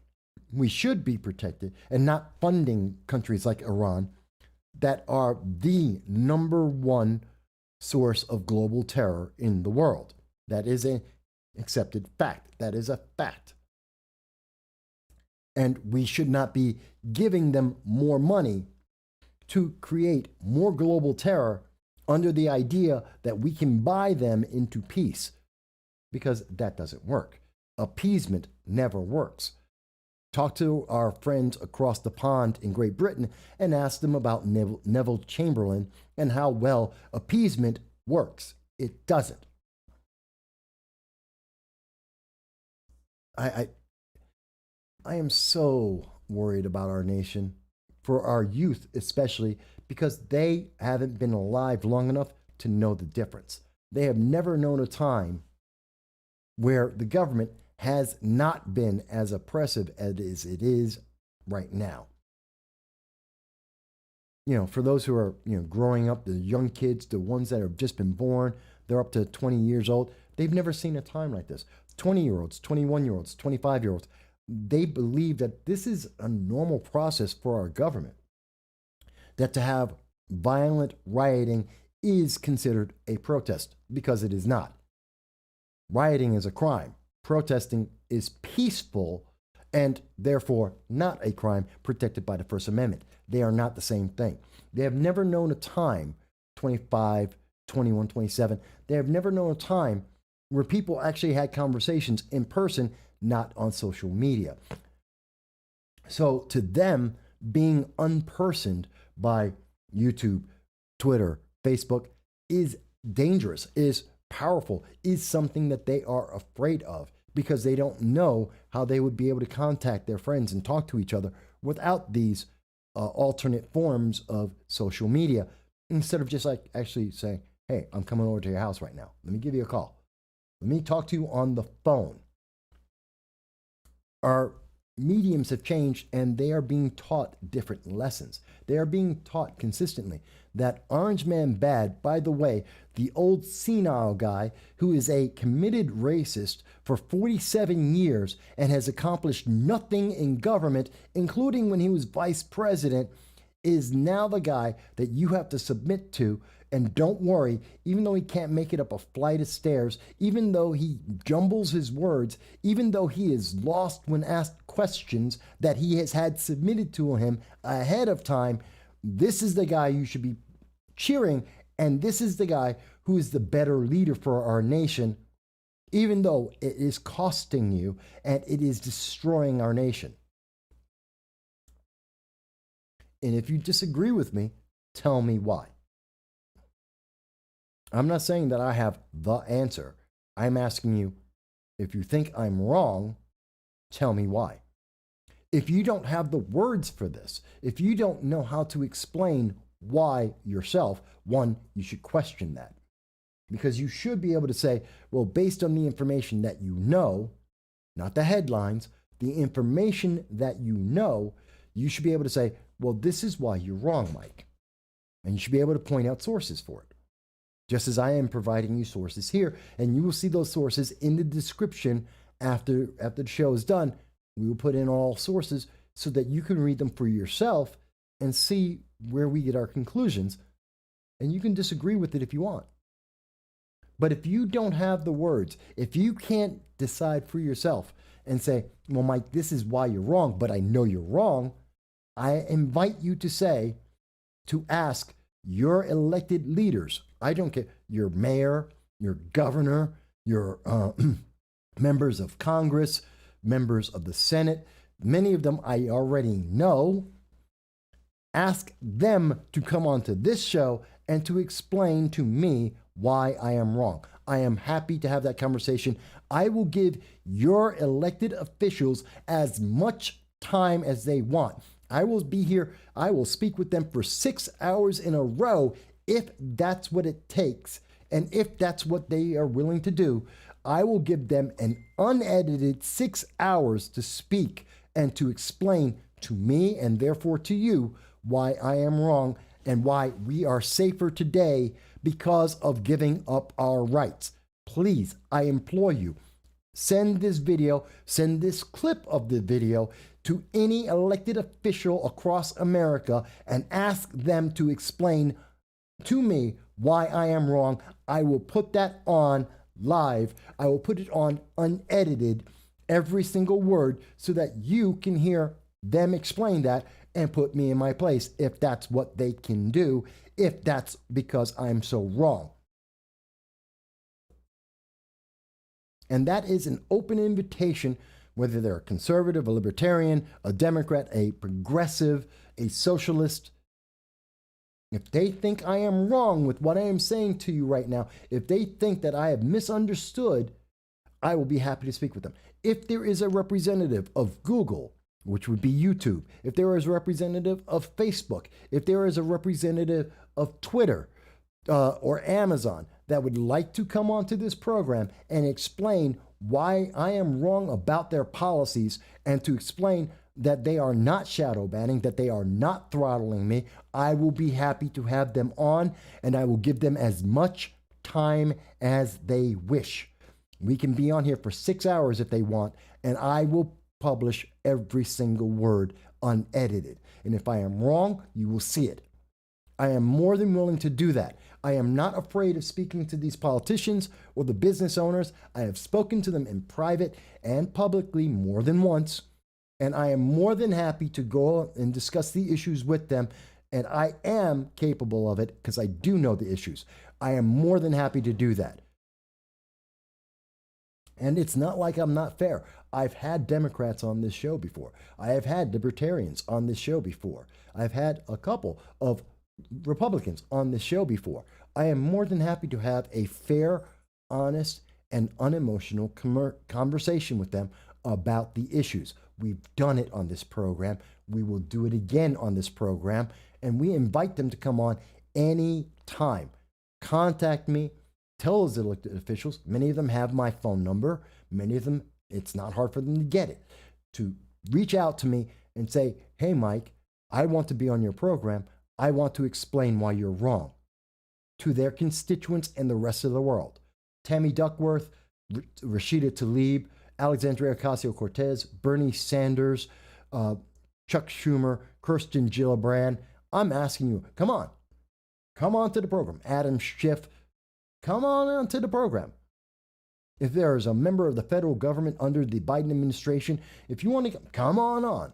You want to tell me why the crisis at the border is not a detriment to the American people as you take people with COVID and move them around the nation? Please, let's have that conversation. Andrew Cuomo, if a member of your staff would like to come onto this program and explain to me why you need to continue to have emergency powers to be the emperor of New York, essentially, and to still be in office, even though you have 9 sexual misconduct claims, accusations against you, and have admittedly committed fraud. You have deceived the public by having a cover-up of your actions to kill 16,000 American citizens. If you would like to have one of your staff members come onto this program, because I know Andrew Cuomo won't do it himself, and Chris Cuomo isn't willing to do that either, please have them come onto the program. Give them as much time as they want. I am more than happy to do that.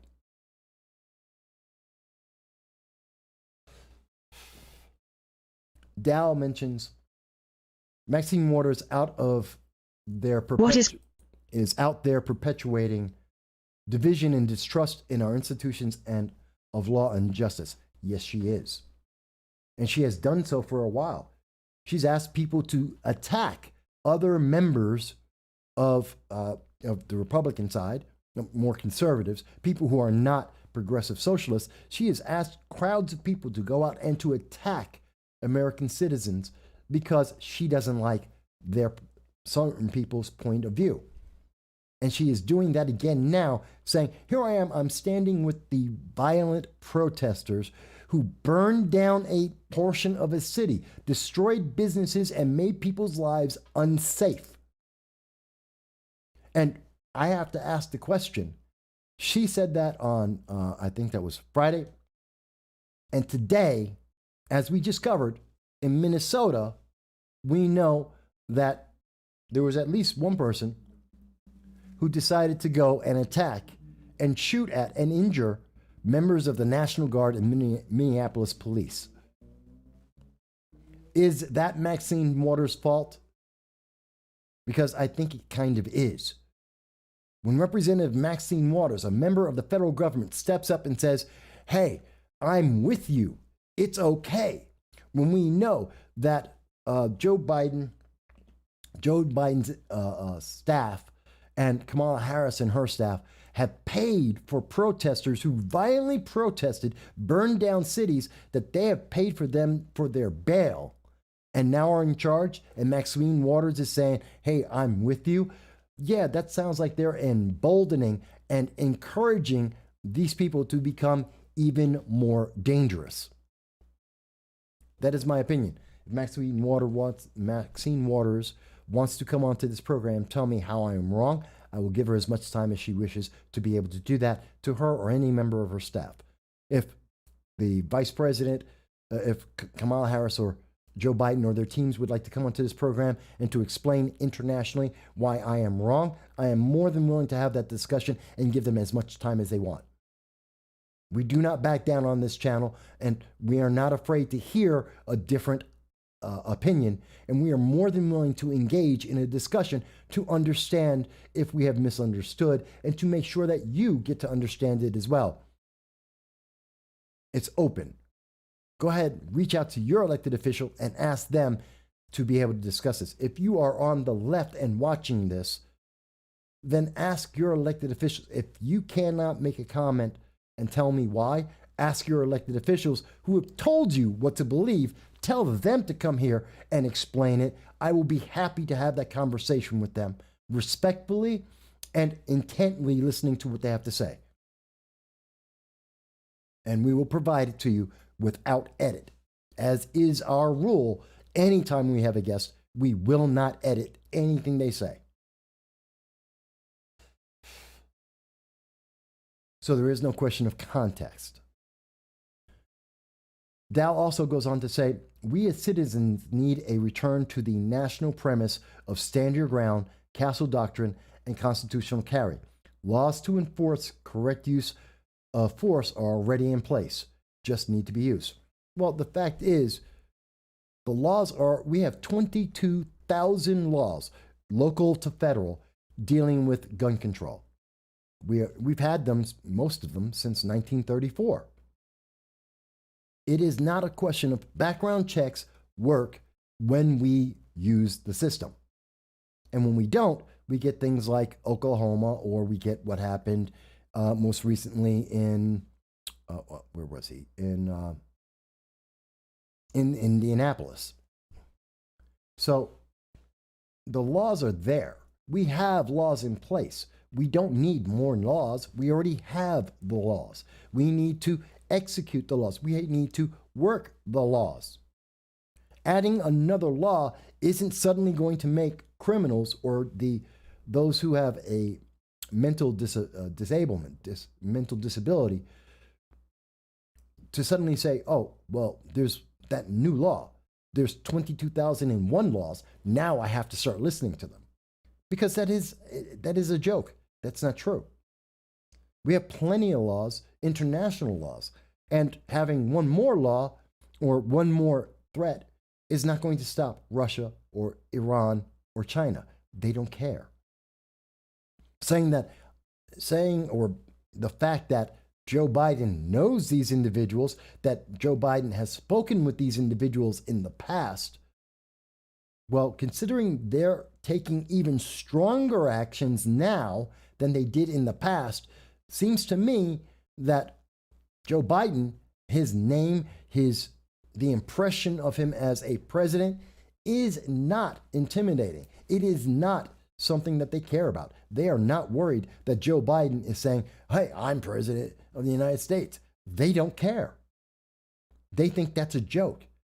And I can say that because if they didn't, there wouldn't be 81,000 troops on the border of the Ukraine right now. If they didn't believe that Joe Biden is a joke, China would not be committing a genocide against the Uyghurs right now. If they weren't a joke, Iran would not be bargaining for unlimited or more funds to be able to commit global terror, confident that Joe Biden will back down and do it.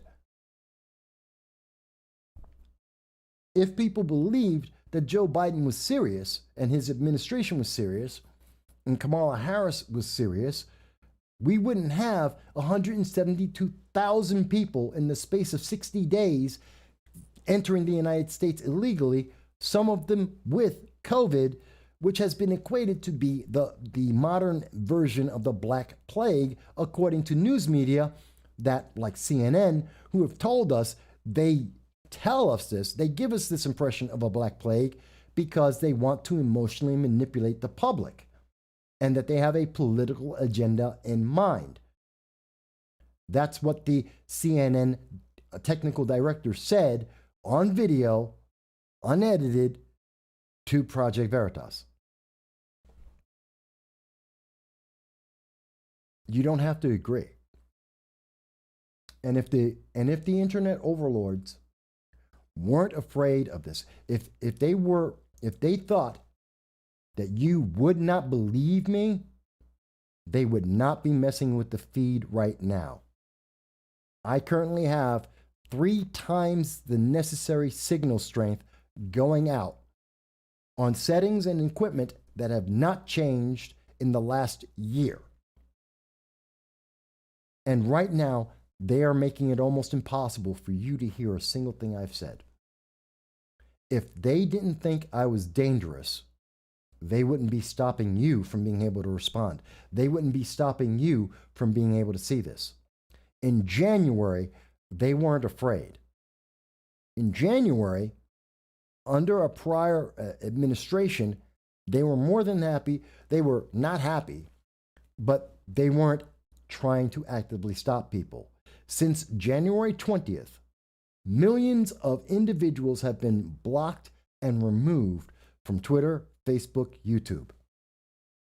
And an overwhelmingly large number of those people, I won't say only, but an overwhelmingly large number of those people, just by coincidence, happen to be conservatives and Republicans. And you have to wonder why. And the people who are having problems with their podcasts, who are having troubles with their videos, who are running into this problem of being able to speak to you, well, and to speak with you, tend to be libertarian, conservative, and Republican overall. People who have a question about the message we are being told to submit to. That should make you wonder. That should make you question, am I so far off? Are the conclusions, the political commentary conclusions that we are making today, that we are sharing with you, that we are asking for your input on, and you don't have to do it all live. You can make comments after the video where the internet overlords are not restricting it, and you can ask questions and we will try and respond to them. But it would have to make you wonder. They seem to think you're not going to disagree when given the facts, as we have been doing, provided the sources, all credible, and when you get to evaluate that, then you have to say, you know what? Maybe there's a point here. There is definitely a problem here. It's terrifying, folks.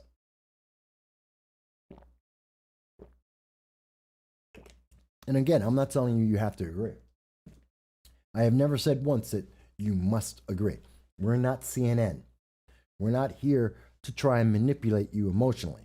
We're not here to try and hide the evidence or to gin up some make-believe story, as CNN has stated on video that they do.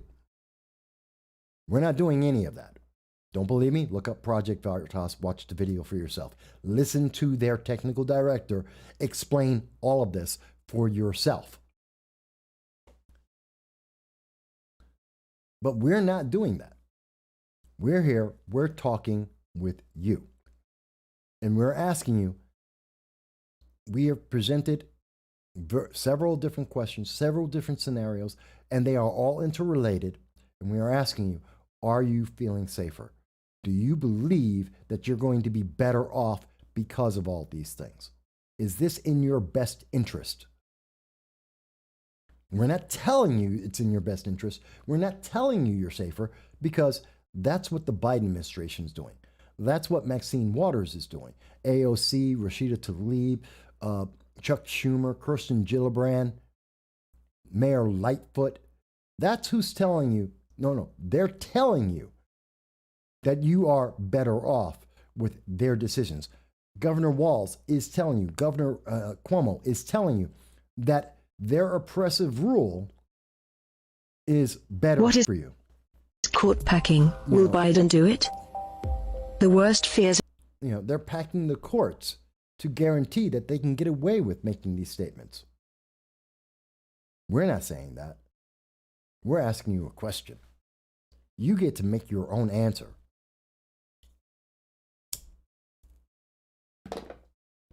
And the reason why is we respect you.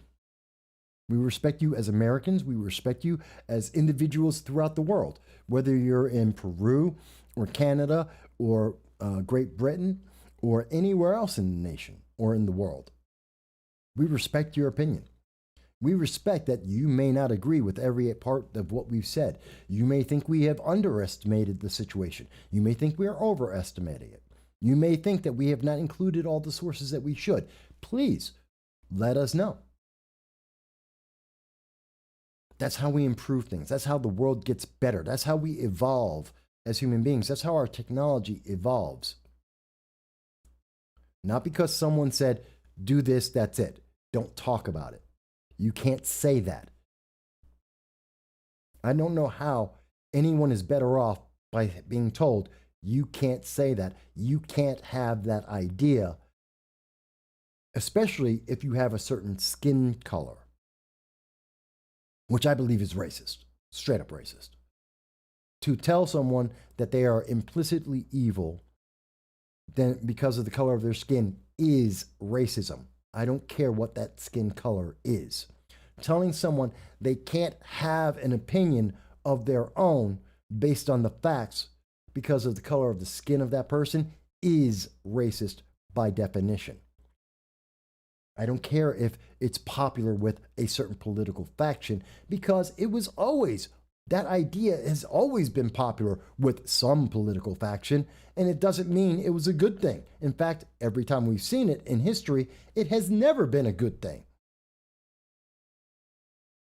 And if I am wrong on that, please send me the link. Show me in history where this has been an effective and positive thing for the world, or for even a group of individuals. Show me where we've seen racism and sexism being a positive, because that is what BLM is doing. That is the gender identity politics that we see in America right now. The intersectionality movement is sexist and racist by its definition. They may like it, but that's only because it gives them an advantage. It doesn't mean it's good. It doesn't mean it's fair. It doesn't mean you're safer. It doesn't mean your life will be better.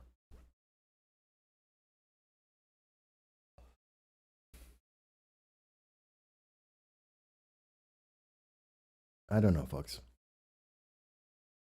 Now, I see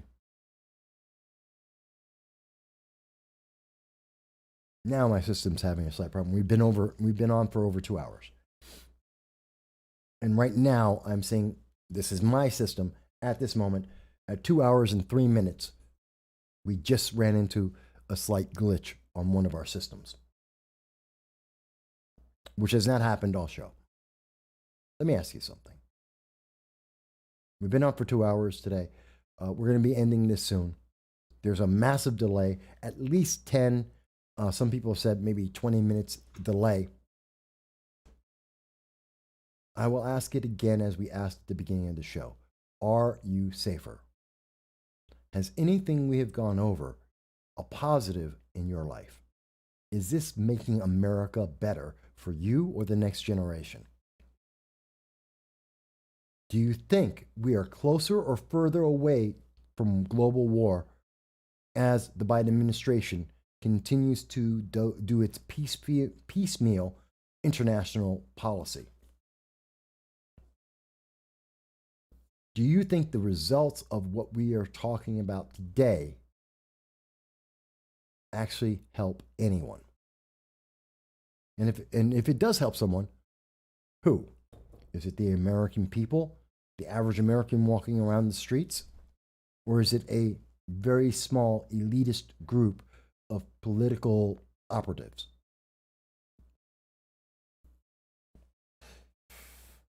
Let me ask you. Does anyone believe if 1,000 people, here's my challenge, if 1,000 people were to get together and to send a single elected official, I don't care, Maxine Waters, Tammy Duckworth, Andrew Cuomo, anyone, to ask any of these elected officials to come on to this show and to address any of the questions that we have brought up today, any of the questions that says you will be safer, to explain how you are safer and how I've missed it.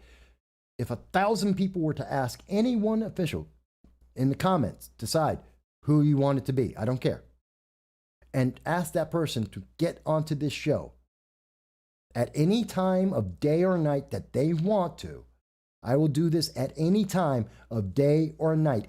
Any of those, whomever you pick, send them 1,000 messages, email, phone call, letters, contact them, say, come on to this show and explain how we are safer. I need to know why we elected you to make us safer, and you're promoting an idea that No Soundbites Allowed has explained doesn't make my life safer. Please go on there and correct that. I want to hear that from any elected official. Come on, I will be here at any time of day or night that that elected official will feel best on. I will give them as much time as they want. Any elected official, I don't care. I will give them as much time as they want to explain exactly why they think I am wrong. I will have a conversation with them. It's not one way, but we will discuss the issues in as much depth as they will allow, and I will give them as much time as they need to explain their position and to answer the questions I have raised with you. Let me ask you, I know many politicians do watch this program, usually after it's live, and they never comment, not publicly. Some of them do comment privately, directly to me. And I will tell you, I don't believe a single one of those politicians has the balls to show up on this program and to have this conversation, because they know they are wrong. They know they are wrong. They know that I've got it right. They know you are not being made safer. And they're doing it for their political power, for their benefit, not yours. And I am more than willing to face them one-on-one on this program live to have that conversation with them on any subject that they wish to address that I have brought up today, any of those issues, and have that conversation with them today at any time. Let me ask you, do you think even one of the politicians I mentioned, or any politician you can think of, do you think they'll say yes? Any of the people who are promoting the intersectionality, gender politics, identity politics, any politics that makes you a thing, a checkbox instead of an American citizen, do you think they'll come on and have a conversation about that? Do you think they will come on and talk to us about international policy, how giving more money to Iran, which is funding global terror, will make you safer? Please, I would love to. Do you think any of them are going to have that conversation? That they would have a conversation explaining how us trying to buddy with China, as China is committing genocide and jailing members of Hong Kong because they don't like that. The Chinese government, the communists, do not like independent thought. They will not come on and defend that. They will not come. I do not believe anyone from the Biden administration or any of the progressives will come on to this program and explain how their policies on race and identity and the Second Amendment are going to make a single person more safe. They will never have that conversation because they do not want you to think about it, because they know they are wrong. Maxine Waters wouldn't dare. She's afraid. She's terrified of anyone ever saying, and explain yourself. Tell me why you went to a riot and said you support that riot and did not denounce the violence of that riot. Which should be a pretty simple thing to ask. And she should be able to answer that question. She should be able to very easily say, well, I'm supporting the people who burned down buildings, destroyed businesses, and terrorized the population because this is why it's better for those people. This is what they don't realize that terror is helping them with. Please explain that, Maxine Waters, because I know CNN will never ask you that question. CNBC will never ask you that question. You won't go on to Fox News, and you're definitely, I don't believe you're ever going to show up here. I would love it, and I would love to hear your answer on that, but you will never want to answer that question, so you will never appear somewhere where you will be asked that question. And that should concern the American people. That should concern the international population. There is an agenda. I'm not being conspiratorial. There's an agenda. We know that. BLM has told us that. Antifa has told us that. Progressive leaders of tomorrow have told us that. The Indivisible movement, the Citizen Action movement, the Progressive Socialist Left, via Alexandria Ocasio-Cortez and the Democratic Socialists of America, have told us that they have an agenda, and that agenda involves violence as well, and that you becoming less safe is a great part of their agenda. Not having police, not having the ability to defend yourself is part of that agenda. They have said that. They have said it many times for many years. I am listening. I have heard them say it personally, publicly, privately.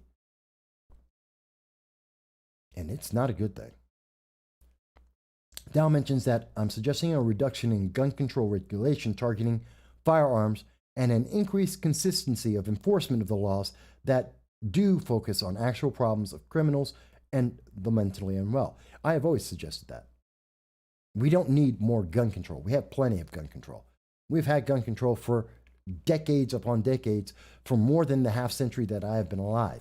That has never been a problem. We already have it. We have every regulation that you could possibly want about gun control has already happened and already exists in this nation. And it has for decades. Guess what we don't have? Enforcement of the law. A focus on the issues that actually matter. And that's the problem.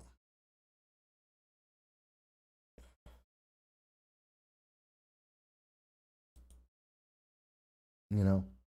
And again, as an example, in the Indianapolis shooting,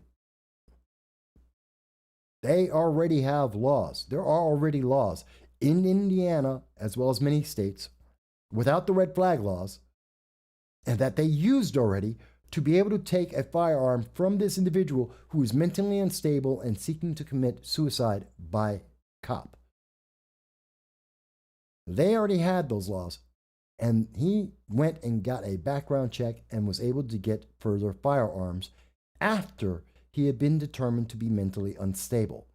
The problem wasn't that we didn't have enough laws. The problem was we didn't execute those laws properly. We did not enforce the law. Not that there wasn't enough laws, it's that the laws didn't get put in place. They didn't get used.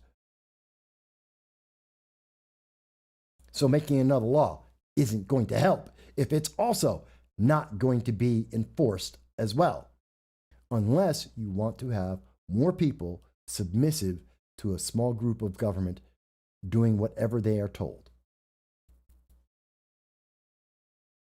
And I would love to hear any elected official tell me why I'm wrong. Please, you want to talk about red flag laws? Come and have a conversation with me. Let's talk about red flag laws. Because I am confident, I am absolutely sure I know more about red flag laws than every elected official who is promoting them at this time in this nation. I guarantee it. And I will back that up by having that conversation. You want to get rid of the police? You want to get rid of the police because you think that's going to make people safer. Rashida Tlaib. Representative Rashida Tlaib. Fantastic. You need to explain to the American people how they are going to be safe with no guns, no personal protection, without police force. What's going to protect people when some crazed individual decides that they want to take the law into their own hands? How are you going to protect the people? Please explain that. I will have that conversation with you. I will give you as much time as you want, Rashida Tlaib. But no one in the news media is going to ask you that question because they don't want you to answer it. They don't want people to think. And that's why this channel has problems. All right, folks. I've been doing this for about 2 hours and 15 minutes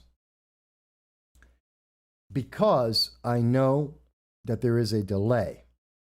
And because I know that YouTube, Facebook, Twitter have not allowed you to see everything that's been said and is pushing it back, I'm going to let the channel just play.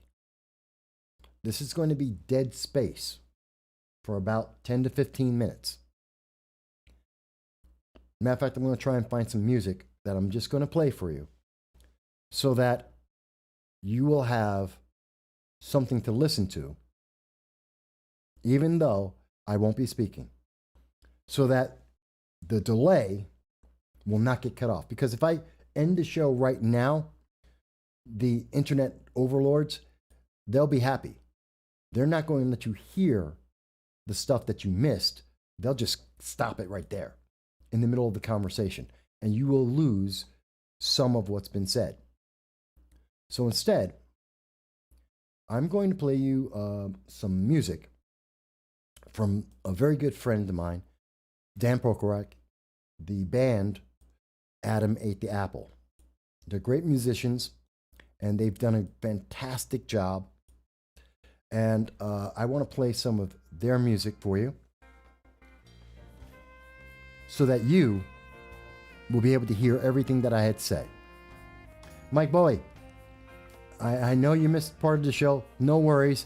See the video at the end. See it once it's once the live stream ends, and then check it out. Tell me what you think. So again, folks, just so it's clear, for about 10 minutes now, I'm just going to let this run. You hear some music, and then it will these internet overlords, the delay, the lag that they have built into this to silence you, will catch up, and you will have heard everything that was said in this show. I thank you. If you find this to be interesting or informative, please like it, share it, and most of all, please do subscribe so that our expression of free speech will continue to grow. And I'll talk to you again soon. Who says it's supposed to be safe?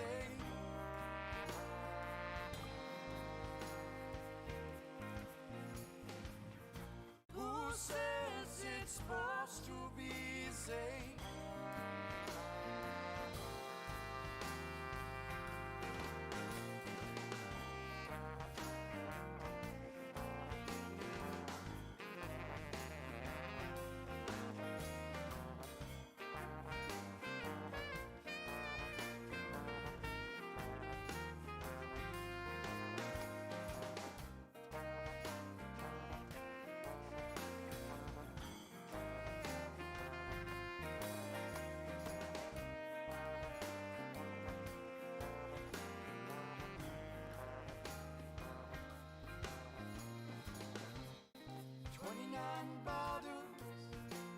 One for each year.